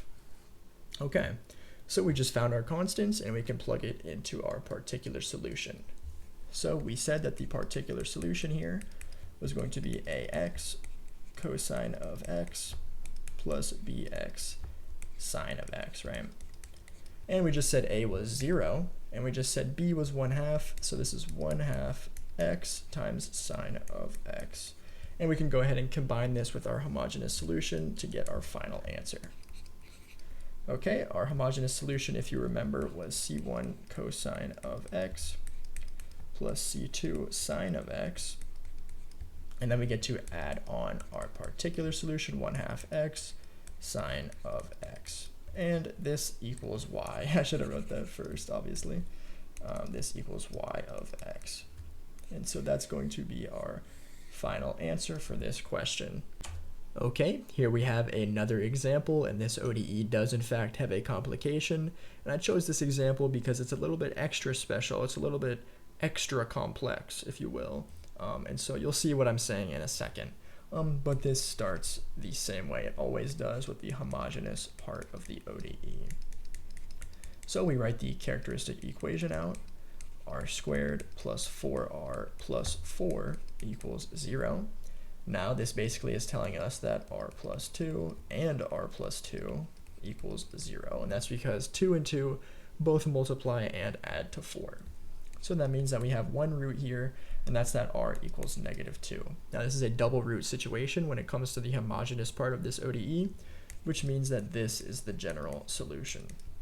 C1 e to the negative x plus C2 x e to the negative 2x. Okay, and by general solution here, I meant homogeneous solution. And so here we go. We can move on to the expected form of the solution. So here g of x equals 6e to the negative 2x, if you just look above here. And so we need to guess an expected form of the solution, right? The particular solution here. Okay, now it's an exponential, so you have to say ae to the negative 2x, constant, forget about the 6, keep what the exponent is, right? But actually here, a constant times e to the negative 2x is already present in the homogeneous solution. So that is a problem, right? That's the complication we have been talking about. And to solve it, you just multiply by x, right? So you're saying this is ax e to the negative 2x. All right, but hold on a second here, right? We have a constant times x times e to the negative 2x. And actually, we also, in the homogeneous solution, have a constant times x times e to the negative 2x. So we multiplied by t, but this is still not going to work. This is still a part of the homogeneous solution, and if we were to move forward, this would give us the wrong answer. And so what's the solution? Well, you just multiply by another x. I know it seems just like why, like okay, but that is actually how you move forward in this situation. So actually, your expected form of the solution is a ax squared e to the negative 2x, like that. Okay, now we can move forward with the problem as we would normally. And so that always starts with a couple of derivatives, right? Step 3. So the particular solution, one derivative of it, rather, is going to be the derivative of ax squared e to the negative 2x. We're looking at a product rule again here. So everything is being multiplied by a constant. So let's say that this guy right here is u. This guy right here, oops, my bad about that. This guy right here is v. Okay, so let's start with u prime v. So 2x e to the negative 2x plus u v prime. So that's going to be a negative 2 times x squared times e to the negative 2x. Okay, so that's going to be our first derivative. And it helps to kind of just distribute that a immediately.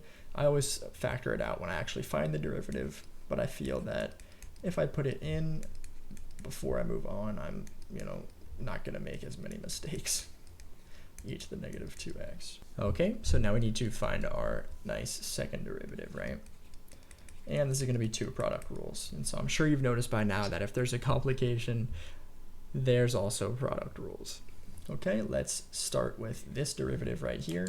So I'm going to say that x is u and e to the negative 2x is v. So we're going to start with a 2a. Remember, this is being multiplied by the whole derivative. So 2a times u prime v. Well, u is x, so u prime is 1. V is still e to the negative 2x. Then I'm going to add u v prime. So negative 2x e to the negative 2x, like that. Okay, so now we have a minus 2a times the derivative of x squared e to the negative 2x. Exact same method here.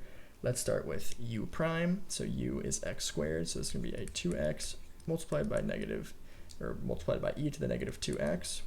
Now we're going to subtract a 2 and then times a x squared times e to the negative 2x.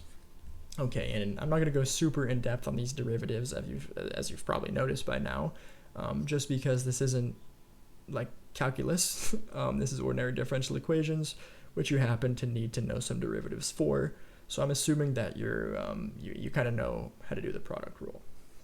Okay, but we can distribute those two a's. So this gives us 2a e to the negative 2x minus 2a, or this is going to be a 4 now, so minus 4a x e to the negative 2x minus a 4a x e to the negative 2x, and then this is going to be a, let's see, plus 4a x squared e to the negative 2x. Okay, let's see if we can find any like terms here. And so, well, yeah, I guess these two, right, would turn into a negative 8ax e to the negative 2x. So 2ae to the negative 2x plus 4ax squared e to the negative 2x, and then minus that 8ax e to the negative 2x. Okay, now we can go ahead and plug this into the original ODE. So the original ODE, I'll write again, y double prime plus 4y prime plus 4 equals 6e to the negative 2x. And so we need to plug in what we found into these y's. Let's start with y double prime. So we said this is 2ae to the negative 2x plus 4ax squared e to the negative 2x minus 8ax e to the negative 2x. Now I need to add 4 of our y primes. Our y prime is up here. So that's going to be 2ax e to the negative 2x minus 2ax squared e to the negative 2x. Okay. So 2ax e to the negative 2x minus 2ax squared e to the negative 2x. Now we get to add a 4 times the original guess, and I obviously should have had a y there, I apologize. And so the original guess was a ax squared e to the negative 2x. So ax squared e to the negative 2x. And let me center this a little bit. Okay, might have to zoom out actually. And then this is still equal to 6e to the negative 2x. Okay. So let me just make sure this is nice and centered. Okay, so now we can go ahead and multiply this 4 and multiply this 4 and see what happens. So nothing changes about these terms over here. 2a e to the negative 2x plus 4ax squared e to the negative 2x minus 8ax e to the negative 2x plus 8ax e to the negative 2x minus 8ax squared e to the negative 2x plus 4ax squared e to the negative 2x, which still equals 6e to the negative 2x. Okay, first thing I'm going to do is look for some like terms, right? Because we really hope that a lot cancels here. So first of all, 1e to the negative 2x leaves everybody since it is present in every term. And I also notice that there's a negative 8ax squared and a 4ax squared. And then, ooh, look at that, another 4ax squared. So actually these terms, it's going to be a 4 plus 4 minus 8. So those are actually going to cancel. And so what are we left with then? We're left with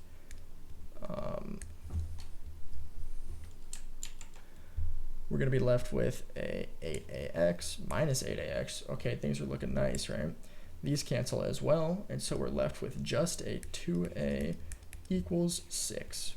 Not so bad. So a equals 3. Nice. We can write that into our particular solution. If you remember, it was ax squared e to the negative 2x. So now we know what a is, so 3x squared e to the negative 2x. And our final solution is just a combination of what we just found and what we've known for a little bit. So y of x equals the homogeneous part plus the particular solution. So here the, let's see, the homogeneous solution was c1e to the negative 2x plus c2x e to the negative 2x, if you remember, because this was created, this is what actually created the second complication. And then this is being added to the new particular solution, e to the negative 2x, like that. Okay, and so this is our nice and finalized y of x with a double complication. And so you treat a second complication just like you treat the first one, just multiply by another x.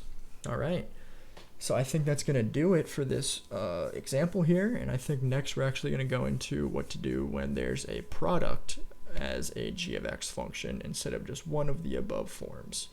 Okay. All right, here we are, and g of x is a product. So if g of x is a product of known g of x's, that is g of x's that we know how to work with, then we can also work with their products. So the way I think about this is you just guess for each individual piece of g of x, and then you sort of multiply all of those guesses together. And I'll show you what I mean right here. Actually, I have an example to demonstrate the new guessing technique that we're going to use here. And so we need to guess the particular solution based off of g of x, and here you can see this is a product of e to the 7x and sine of 10x, right? And so what we're going to do is exactly what I said up above. Let's start by guessing for the particular solution of e to the 7x, right? So that's just going to be a e to the 7x like that. And that's because we add a constant out front and we keep the exponent. And now let's guess for the sine of 10x. And so this is a sine and cosine with constants out front. I'll just write b cosine of 10x plus c sine of 10x. Okay, so nothing new here. We know how to guess for exponentials, we know how to guess for sinusoidal functions, but here it's a product of them, and we just wrote our guesses for each individual piece, and now we're going to multiply them out, as I said earlier. And so actually, we can sort of distribute this constant a to the b and the c term right here. So this is going to give us a e to the 7x times ab cosine of 10x plus ac rather sine of 10x. And so you may have run into situations like this before in ODE where you have a product of two unknown coefficients. And here we have that twice. We have an AB and we have an AC. And if you've seen anything like this before, then you've probably seen that we sort of combine those constants into one new constant. And so I'm going to do that here. I'm going to combine AB and rename it, and then I'm going to combine AC and then I'm going to rename it. So what do we want to call those? It really doesn't matter. I'll say maybe just like the next two letters. So d cosine of 10x plus e sine of 10x. Okay, and so actually this is going to be the correct guessed form of the particular solution. This is correct too, but there you have to solve for three constants, and we just knocked it down to 2. And so actually this is going to be much, much, much easier to solve than if we had just left it as two products of unknown constants. And so this sort of rule where we combine the constants in our guesses simplifies these products really drastically.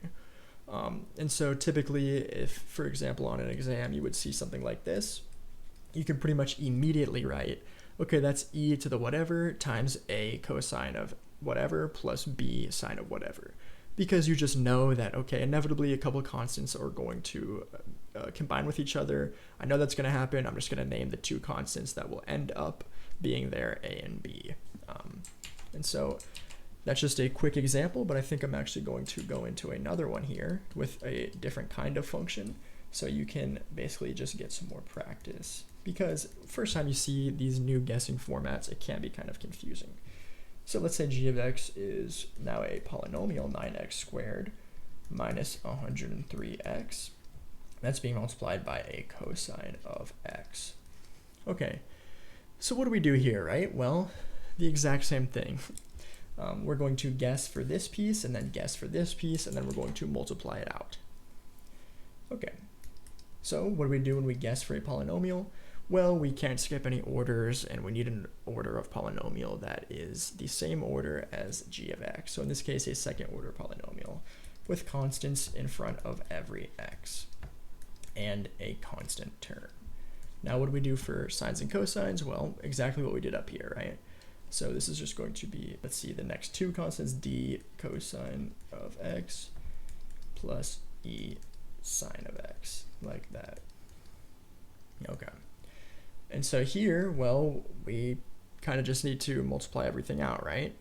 So this is, not exactly extremely fun to multiply out, but it shouldn't be too bad either. So ax squared times d cosine x. So we have a d x squared cosine of x. Next term, we have an ax squared times e sine x. So this is just a e x squared times sine of x. What's the next term? Well, that's going to be plus a b dx cosine of x. I'm going to start writing on the next line, and then so that's going to be plus b e x sine of x. Now we're just getting to the constant term, so this is just going to be a c d cosine of x plus a c e sine of x, just like that. Okay, so this is our guess, but remember, we can sort of combine constants, right? So there's a product here, a product here. There's actually going to be a product in front of every single different term here. And we can rename each one something different. And that'll end up making our life quite a bit easier. So I'll just go down the list, and actually I'm just going to like rename this to A, this to B, this to C, this to D, this to E, and this to F, okay? So I'm not saying that AD equals A, I'm just going to rename it because we don't know what A and D is, and typically if you're gonna guess like this, you just start with A. So we're going to do that. So now we have just ax squared times cosine of x just by renaming AD. Similarly, we have a bx squared sine of x. Now we have a cx cosine, or cx, cx cosine of x. We're going to add a dx sine of x, a e cosine of x, and a f sine of x here. Okay, so what can we do here? Well, we can kind of just factor out a sine and factor out a cosine, right? So that'll kind of be our last step here. So let's say we have a cosine x term here. Now, what are all the sort of constants being multiplied by a cosine of x? Well, I see one here, I see one here, and I see one here. So this is going to be a ax squared plus a cx plus e. Now we can do the exact same thing for sine of x, so sine of x here. And this is multiplied by what? Well, a bx squared, a dx, and an f. So we have a bx squared plus dx plus f. Okay. So this would be actually our final guess here for the particular solution, and it's pretty long. That's actually why they didn't ask us to solve the ODE, just to guess the expected form, because solving for all of these constants would, kind of be a pain, to be honest. But not so bad actually getting the expected form of the particular solution. At maximum, just a little bit of algebra. All right, here we have a ODE to actually solve. And of course now g of x is a product. So here we have a product of 2x and e to the negative 2x. So we have a polynomial and an exponential. But before we actually guess for that particular solution, now we're actually solving the ODE, so we're going to want to find the homogeneous solution. So y double prime minus 2y prime minus 3y equals 0, which gives us a characteristic equation of r squared minus 2r minus 3 equals 0. And so now we just need to solve for r. So two numbers, let's see if this is factorable, right? Always a good idea to check. Two numbers that add to negative 2 and multiply to negative 3. Okay, so yeah, negative 3 and 1 looks like it would work, so nice. So r minus 3 and r plus 1. And so this equals 0, which gives us r1 equals 3 and r2 equals negative 1. Okay, nice. So we can write our homogeneous solution already. C1e to the 3x plus C2e to the negative x, like that. Okay, so that's our homogeneous solution. And so now we need to guess our expected form of the particular solution based off of g of x. And if you remember, that's 2x e to the negative 2x. Okay, so we're going to basically do this exactly how I did those above examples where we just guessed. And so we're going to write out what each individual guess of each individual piece of g of x would be. So if g of x was just 2x, well, that's just going to be ax plus b, right? That's because we have a first order polynomial, but we can't skip any orders, and so it needs to go all the way down to a constant. But now we need to guess for the exponential here, right? And so that guess is going to be in the form c e to the negative 2x. Now we can just multiply the c by everything and then create two new constants, right? Ca and cb we'll rename to a and b to make things simple. So we have e to the negative 2x times ax plus b, just like that.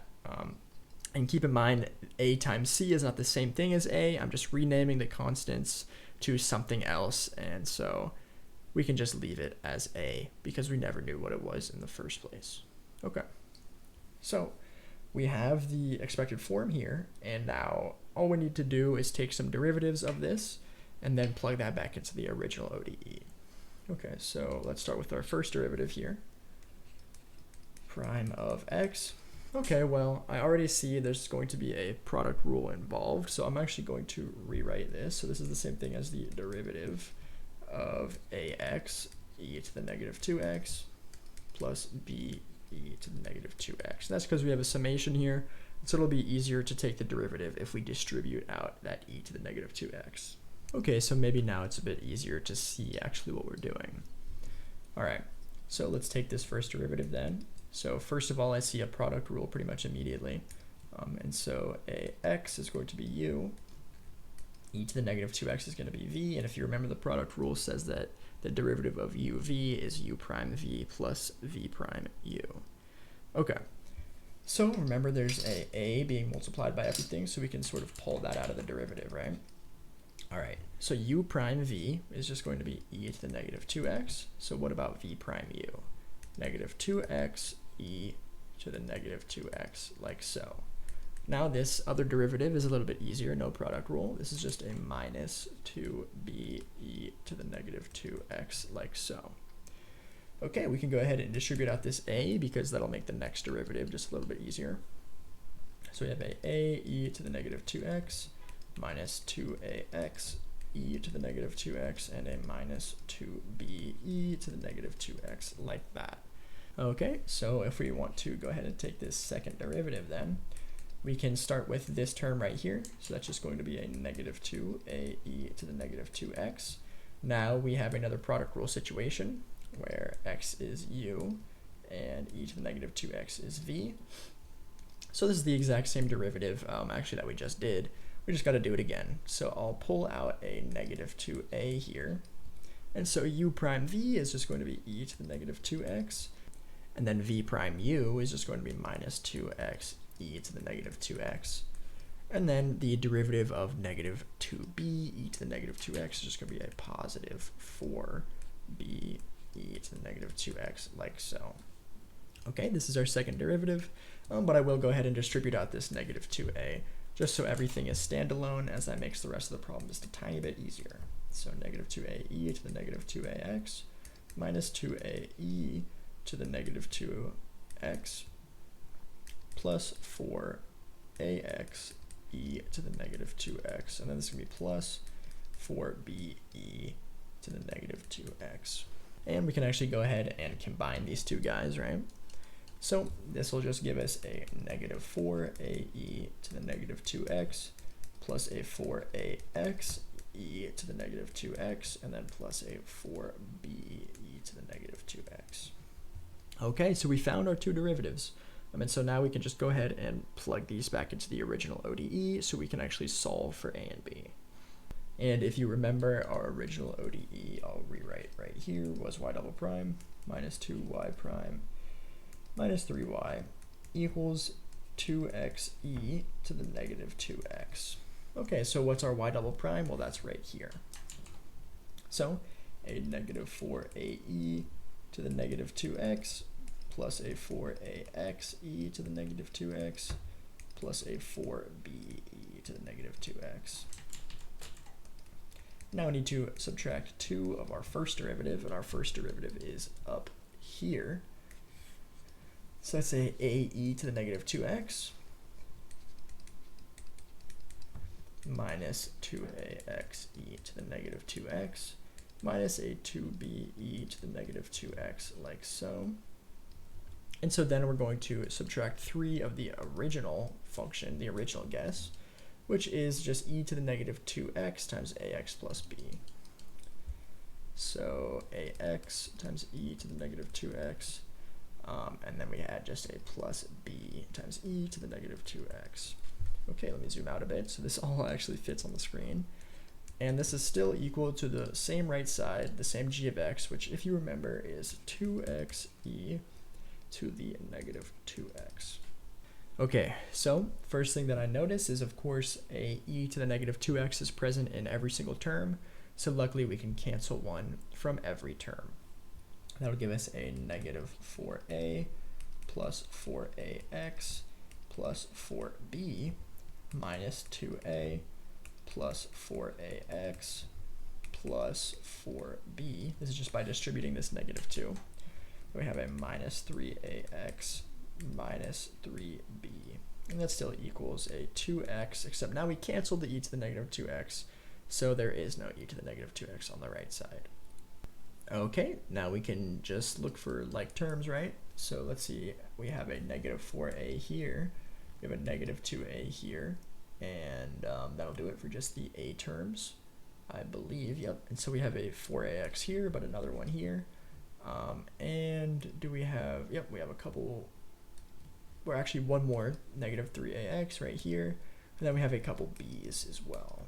Okay, so if we combine, okay, well I just accidentally used red, white, and blue, a little bit more patriotic than expected here, but let's go ahead and combine nonetheless. So negative 4a minus 2a, that's negative 6a.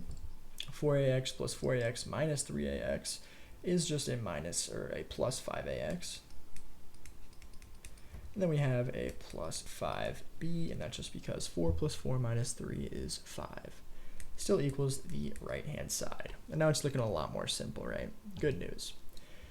Okay, so we're going to kind of group this like we typically do in an undetermined coefficients problem. So I'll group everything by an x on the left, and actually it's kind of already grouped that way, but I'll rewrite it. So we have x times 5a, and then plus 5b minus 6a, and this equals 2x. And so this equation now tells us two things, right? It says that for these equations to be equal, 5b minus 6a has to be 0, and 5a has to equal 2x. And if those both conditions were true, then it would just say 2x equals 2x. Perfect, right? Okay, so that means that 5a equals 2, and so we have a nice a equals 2/5. Second one says 5b minus 6a equals 0. So that just means that 5b equals 6a. And so b equals 6a over 5, but we know what a is, right? So this is actually the same thing as 6 over 5 times 2 over 5, which is just 12 over 25. Okay, so that's a and that's b. So we have finally found our constants here, and so we can plug that back into our original guess, right? If you remember, we said the particular solution was in the form e to the negative 2x ax plus b, like so, and that's all the way up here. Okay, but now we know what a and b are, right? Whoa, didn't mean to take that axe over there. Okay, so now we know this is another way of saying e to the negative 2x times 2/5 x plus 12 over 25. And so now we can combine our homogeneous and particular solution and finish this problem. Okay, so final step. The final solution is the homogeneous solution plus the particular solution. What was our homogeneous solution? Well, I'm gonna have to look all the way back up here. c1 to the 3x plus c2 to the negative x. Okay. So we know that y of x equals c1 to the 3x plus c2 to the negative x. And now we get to add our particular solution to the end of that. And we just said that that was to the negative 2x times 2 over 5x plus 12 over 25. Okay, and that's going to do it for our final answer for this ODE, where g of x was a product.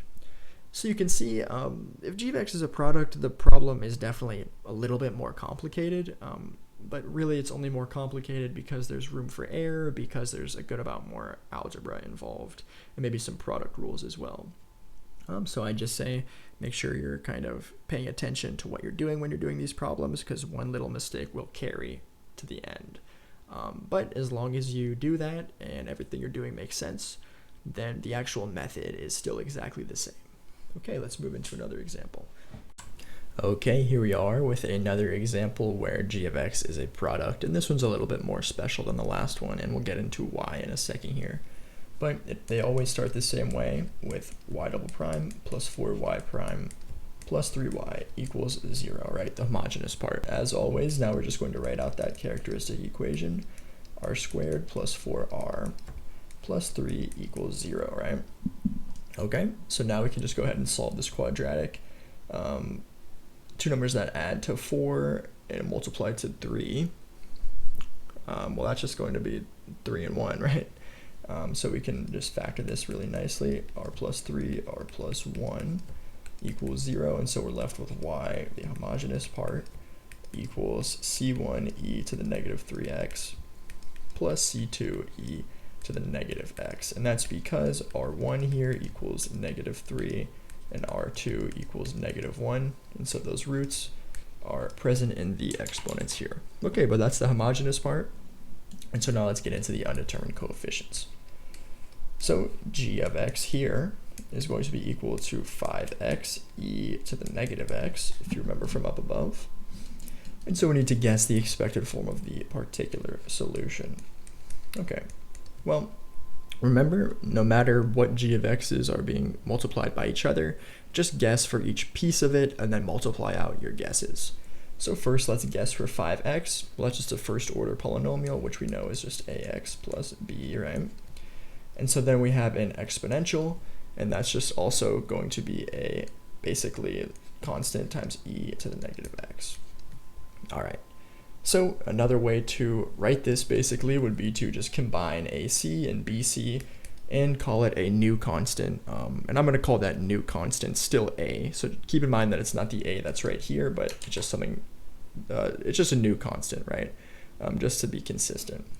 So this is to the negative x times ax plus b. Okay. But there is a problem here, actually. And if we look closely, to the negative x times a constant is actually present already in the homogeneous solution right here, right? To the negative x times a constant. Okay, so what do we do when this complication occurs? Well, even though this is a product, right, we still deal with this complication in the same way, and that's by multiplying the entire guess by our x. Okay, so if we were to deal with this complication, then we would have to the negative x times ax squared plus bx. All right, and so this is actually going to be our correct expected form of the particular solution. And so all that's left to do is exactly what we have been doing. Take some derivatives and then plug this into the original equation and then solve for a and b, right? Okay, so let's go ahead and start taking those derivatives. So y prime, okay. So, looks like there's going to be a couple of product rules involved here. So I'm actually going to just kind of rewrite this where the to the negative x is distributed. So this is the same thing as ax squared times to the negative x plus bx times to the negative x, like that. So now we need to find this derivative, and maybe it's a little bit easier to see what we'll be doing now that I've kind of distributed that negative, or that to the negative x out. So in our first product rule, I'll say this is u, and I'll say this is v. And so if we want to find the derivative of uv, then it's u prime v plus v prime u. Okay, so u prime v, well, that's just going to be 2x e to the negative x. Now we want to find v prime u, so that's going to be minus, right, x squared e to the negative x. Okay, so now we need to do the same thing, but over with this b. So I'll say that this is u, and this is v. And so what will that give us? Well, first of all, we pull that b out. So u prime v is just e to the negative x. V prime u is just negative x e to the negative x. Okay, so that's going to be our first derivative. And so now we can just go ahead and find that second derivative. Okay, so let's do that right below. All right, so let's still factor out an a here, except now let's factor out a 2 from this first derivative. So I'll say this is u and this is v. And actually we just did that derivative right here. So this is going to be u prime v e to the negative x minus x e to the negative x. That's being multiplied by 2. Now we need to find this derivative. So this is a negative. Pull out the negative from the derivative. And then we're left with a u prime v. So what's that? Just going to be 2x e to the negative x minus x squared e to the negative x. All right, so now we can sort of land that derivative on this piece. So factor out a b. So what's the derivative of e to the negative x? Well, that's just negative e to the negative x. So then we have the derivative of negative x e to the negative x, and that's going to, again, be a product rule situation. So I'll pull out just a negative here, and then we have e to the negative x minus x e to the negative x, like that. Okay, so now I'm just going to basically distribute everything out and see if we can combine any like terms. So I have a 2a e to the negative x minus 2a x e to the negative x, right? And that's from the second term, so the 2, the a, and then the x and the negative. Yep, okay, so that looks good. That a is still being multiplied by all of these terms. So we have a negative 2x, or I'll write the a first, negative 2ax e to the negative x, and a minus ax squared e to the negative x. And then let's just do the same thing, but for the b terms over here. So we have a minus b e to the negative x, and then we have a minus b e to the negative x again. And then we have a plus b x e to the negative x. Okay. So now I'm going to go ahead and see if we can group together any terms. So is there any term with just a multiplied by an exponential? I only see that here. Yep, so what about just a 2ax, or just an ax term, I should say? Well, we have 2 of kind of the same right here, right? And then that's all of those that I see. Let's choose a different color here. So what about the like ax squared term? Well, I only see 1. And so what about the b terms? 2 of them right there. And then finally we can choose one more color here, and that's just for the standalone bx term. So everything that's underlined with its own color we can actually just group together. So nothing changes with the 2a e to the negative x. What about the 4ax e to the negative x? Looks good. And then nothing changes here, negative ax squared e to the negative x. Now we have a minus 2b e to the negative x and a plus bx e to the negative x. And so this is a nice like final second derivative, but we can kind of just take care of the grouping the terms by the powers right now, as we will have to do eventually. So let's group everything by the x squared power. So everything that's multiplied by an x squared then. So x squared, well, that's only right here, right? And I apologize, I did miss a sign right here. And that's because this negative multiplied by this negative. So I apologize. Good for you if you caught that. But that'll make this right here a positive a. So then we'll have a right here. Let's group everything by x now. So, okay, what has an x? Well, I see a negative 4ax, and I see a bx. So this will give us a negative 4a plus b, just like that. Now we need the constant terms. So something that's just being multiplied by a constant. And I see a 2a and a negative 2b here.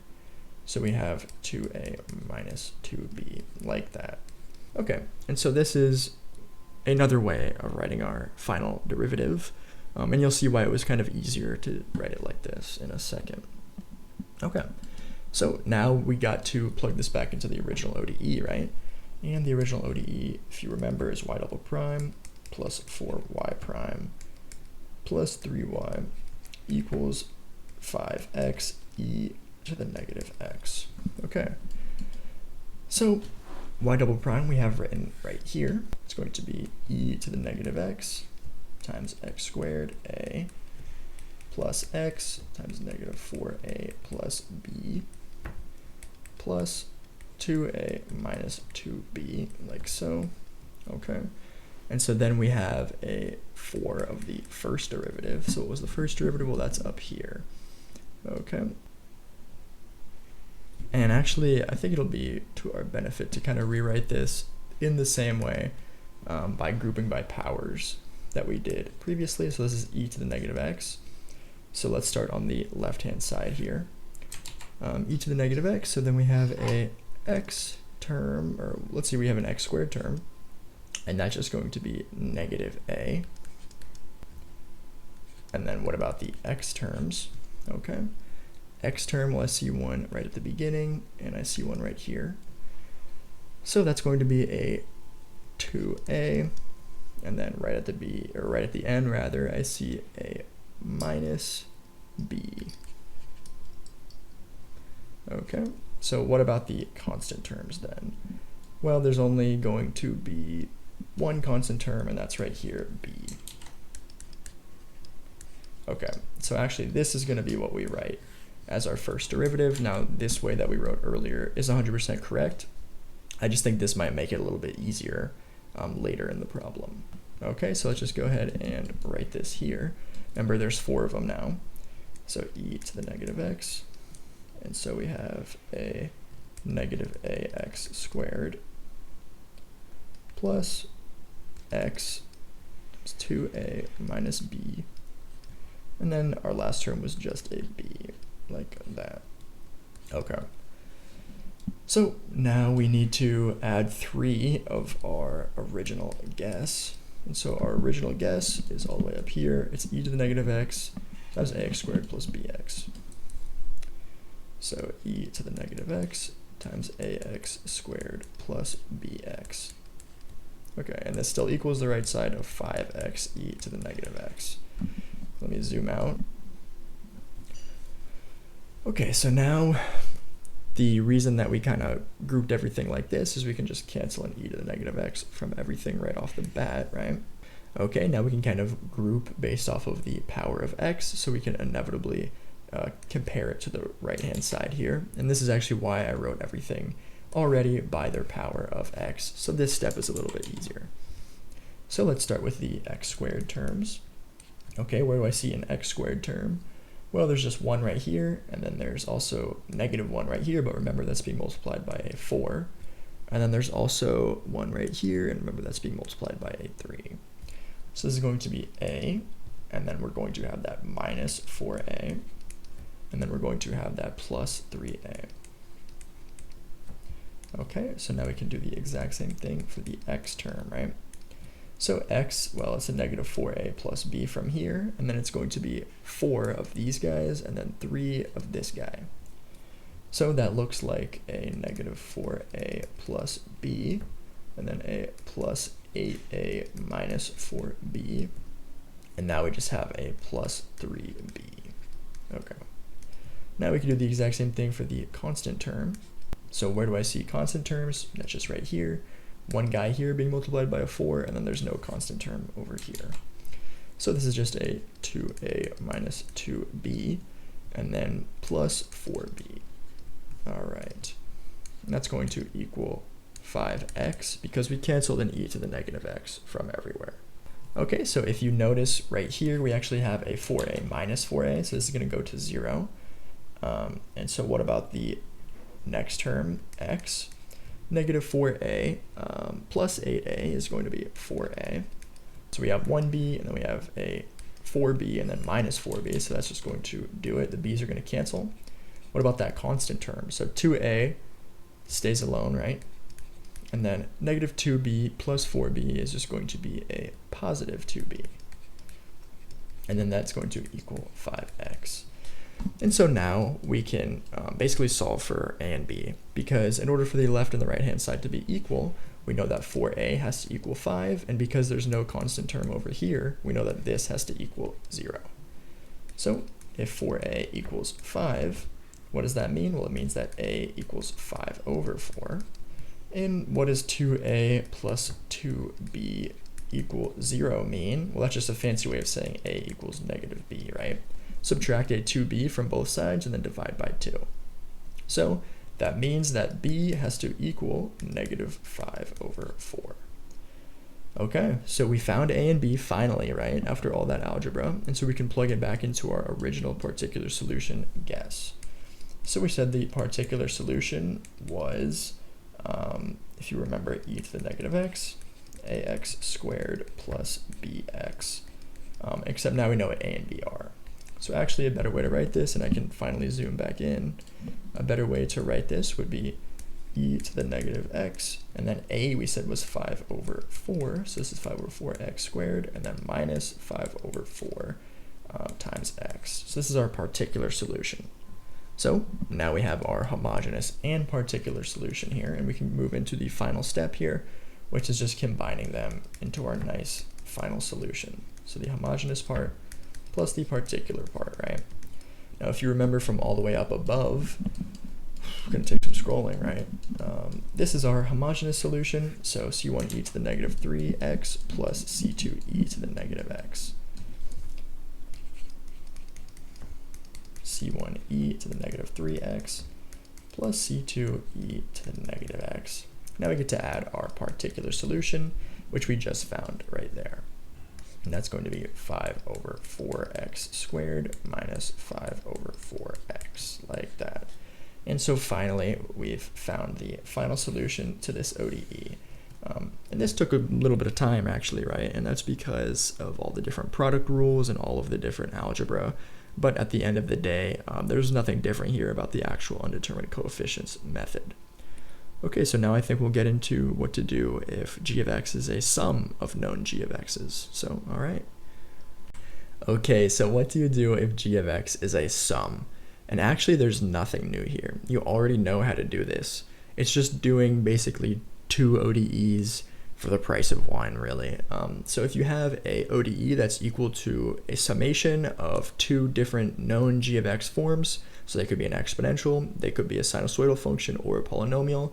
And if you see a summation of those 2 kinds of ODEs, well, you can actually just go ahead and solve the ODE, except you can just set it equal to one of the 2 g of x's that are being summed, or however many you have. There could be any number of summations. You solve it when it's equal to the first g of x. You get a particular solution, and I call that yp1 of x. Then you solve it again for the second g of x, right? Now it's equal to g2 of x from here. And then you solve that ODE, and you get the second particular solution. And so then your final particular solution, so your particular solution yp of x, is actually just going to be a summation of the 2 particular solutions you just found. So this is really the most important information right here, right? The particular solution of a sum of g of x's is just basically solving the ODE for each g of x and then adding them together. And so I'll go ahead and give you an example here, just to show you kind of what I mean. This probably will be the only example I do, though, because actually nothing you're doing here is new. If you see a summation, it's just kind of a sneaky way of getting you to do 2 ODEs instead of 1. So first things first, though, we need to solve the homogeneous part, because that's going to be the same across sine of 2x and 3e to the 5x when we solve those individually. So we have y double prime minus 4y prime minus 12y is equal to 0, right? The characteristic equation is then r squared minus 4r minus 12, and that equals 0. And so we need to find r here. And so let's see if we can factor this. 2 numbers that add to negative 4 and multiply to negative 12. So negative 6 and 2 are going to do that just fine. Negative 6 and then 2. which equals 0, and so we know R1 equals 6, R2 equals -2, and so we can write down our homogeneous part of the equation's solution right off the bat. That's going to be C1 e to the 6x plus C2 e to the -2x. Okay, and so now we have the homogeneous solution, and we can start by finding the first g1 of x's actual particular solution. And so that ODE is going to look like y double prime minus 4y prime minus 12y equals, and then the first g of x is sine of 2x. Just like that. And so now we have to solve this ODE, get the particular solution, and then we'll solve this same ODE, but instead of equal to sine 2x, it'll be equal to 3e to the 5x, and then we'll get a particular solution. Then we add those both up, and we're going to get the final particular solution for this guy. We're then going to add that to this homogeneous solution, and that'll be our answer. Okay, so as always, we're going to guess the form of g of x here, and so nothing is new about this ODE actually. So let's guess this, and I call that step 2. So if g1 of x here is going to be sine of 2x, then we want our first particular solution to be in the form a cosine of 2x plus b sine of 2x, like that. Okay. Now, as always, we got to take some derivatives so we can plug this back into this ODE right here. Okay.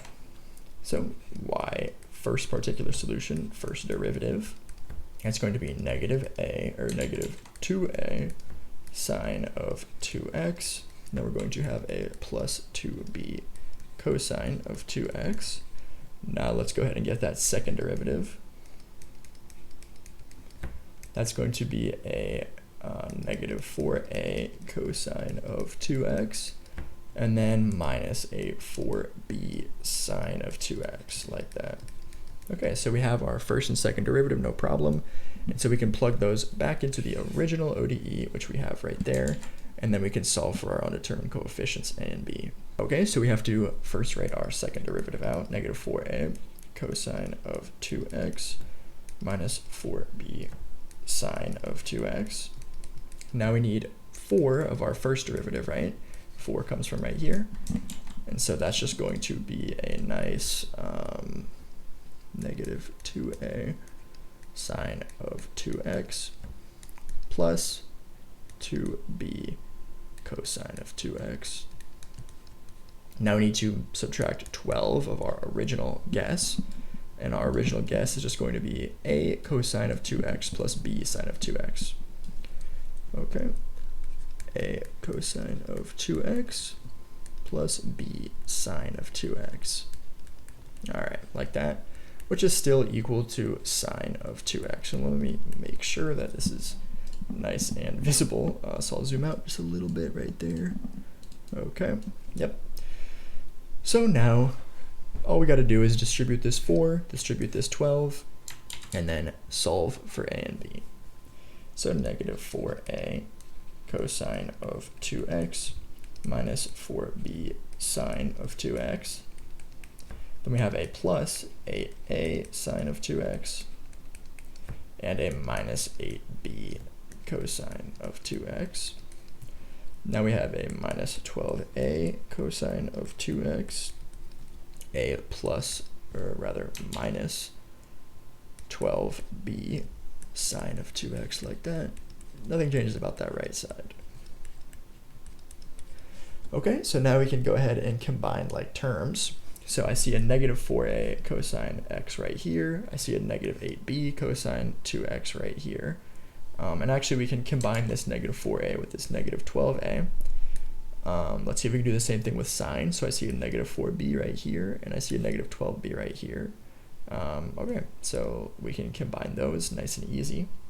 So -4 minus -12, or rather just -4 minus 12 is -16 cosine of 2x. Now -4 minus 12 again is -16, except this time b, and I apologize, should be an a here, is going to be a sine of 2x. And then these terms didn't have any like terms.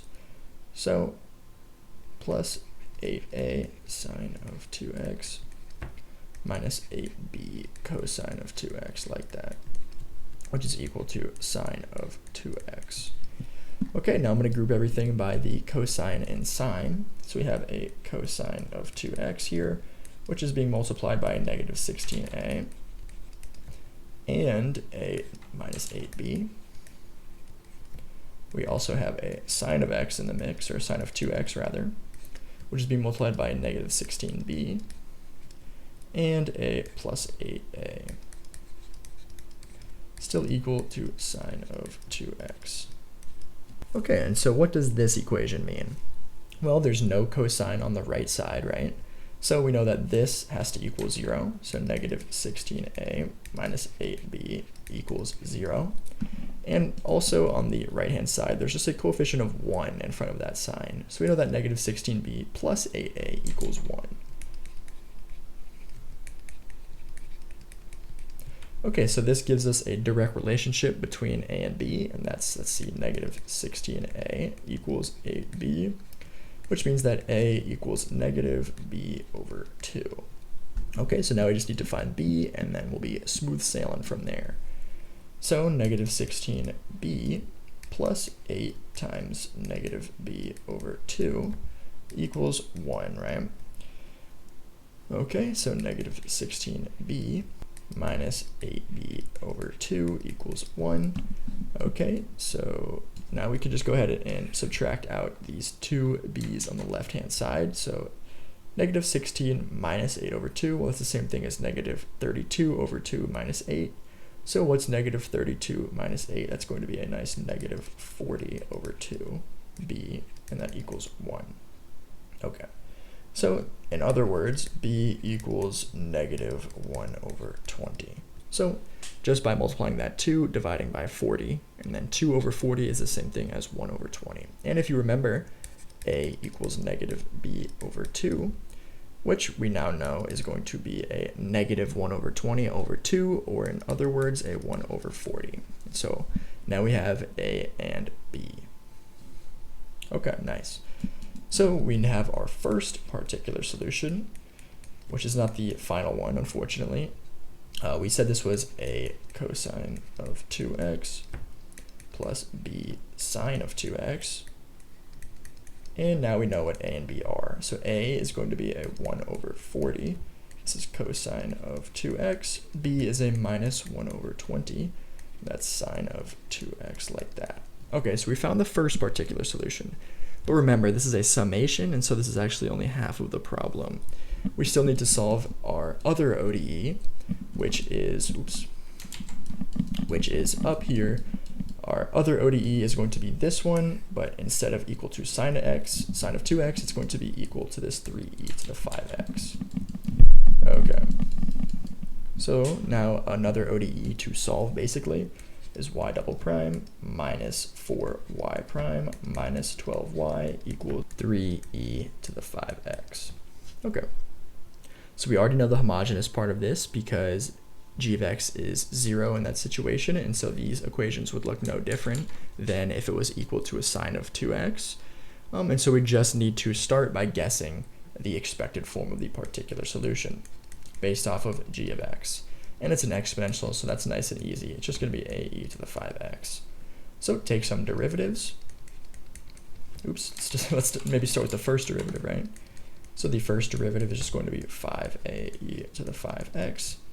Second derivative is going to be 25ae to the 5x. And so now we can plug that back into the original ODE. So 25ae to the 5x minus 4 times our 5ae to the 5x. That's going to be minus 20ae to the 5x. Now we need to subtract 12 of our original guess. So that's just 12ae to the 5x, which is equal to 3e to the 5x. Immediately we can cancel an e to the 5x like so. And we have 25 minus 20 minus 12. So 25 minus 20 is just going to be a 5, minus 12 is going to just be a negative 7. So we have negative 7a equals 3, or in other words, a equals negative 3 over 7. Okay, so just like that, actually we have the particular solution to the other part of this equation, and that's going to just be negative 3 over 7 e to the 5x. And so that means, and this is the second one rather, and so that means that our actual particular solution that we want for the entire ODE is going to be a summation of this guy and what we found up above. Okay, so that's 1 over 40 times cosine of 2x minus 1 over 20 times sine of 2x, and then this particular solution was minus 3 over 7 e to the 5x. And so now, finally, for the above summation, our answer is still going to be the homogeneous part plus the particular part. So our homogeneous part is all the way up top, and that's just going to be a c1e to the 6x plus c2e to the negative 2x. Okay, c1e to the 6x plus c2e to the negative 2x. Okay, and now we get to add our final particular solution here. So plus 1 over 40 times cosine of 2x minus 1 over 20 times sine of 2x. Then we have a minus 3 over 7 times e to the 5x. And then for this summation, that is our final answer. Okay, so you can see that if you're solving a summation, where g of x is a summation, you actually already know how to do that. It just sometimes is a little bit more work because you're kind of solving two ODEs in one. Okay, but I think that's going to do it for the video. Let me know if you guys have any specific questions on anything I talked about in this video. And if you enjoyed the longer format, I wanted to make this longer so that you basically only had this one video, and you could look through the timestamps, whatever, to get wherever you wanted, and you didn't have to go sifting through like 5 or 6 videos that would cover everything that this one video does. Okay, so thank you guys for watching. If you made it this far, or maybe skip to this one and watch the whole thing, I really appreciate it. And yeah, so thank you very much. Good luck.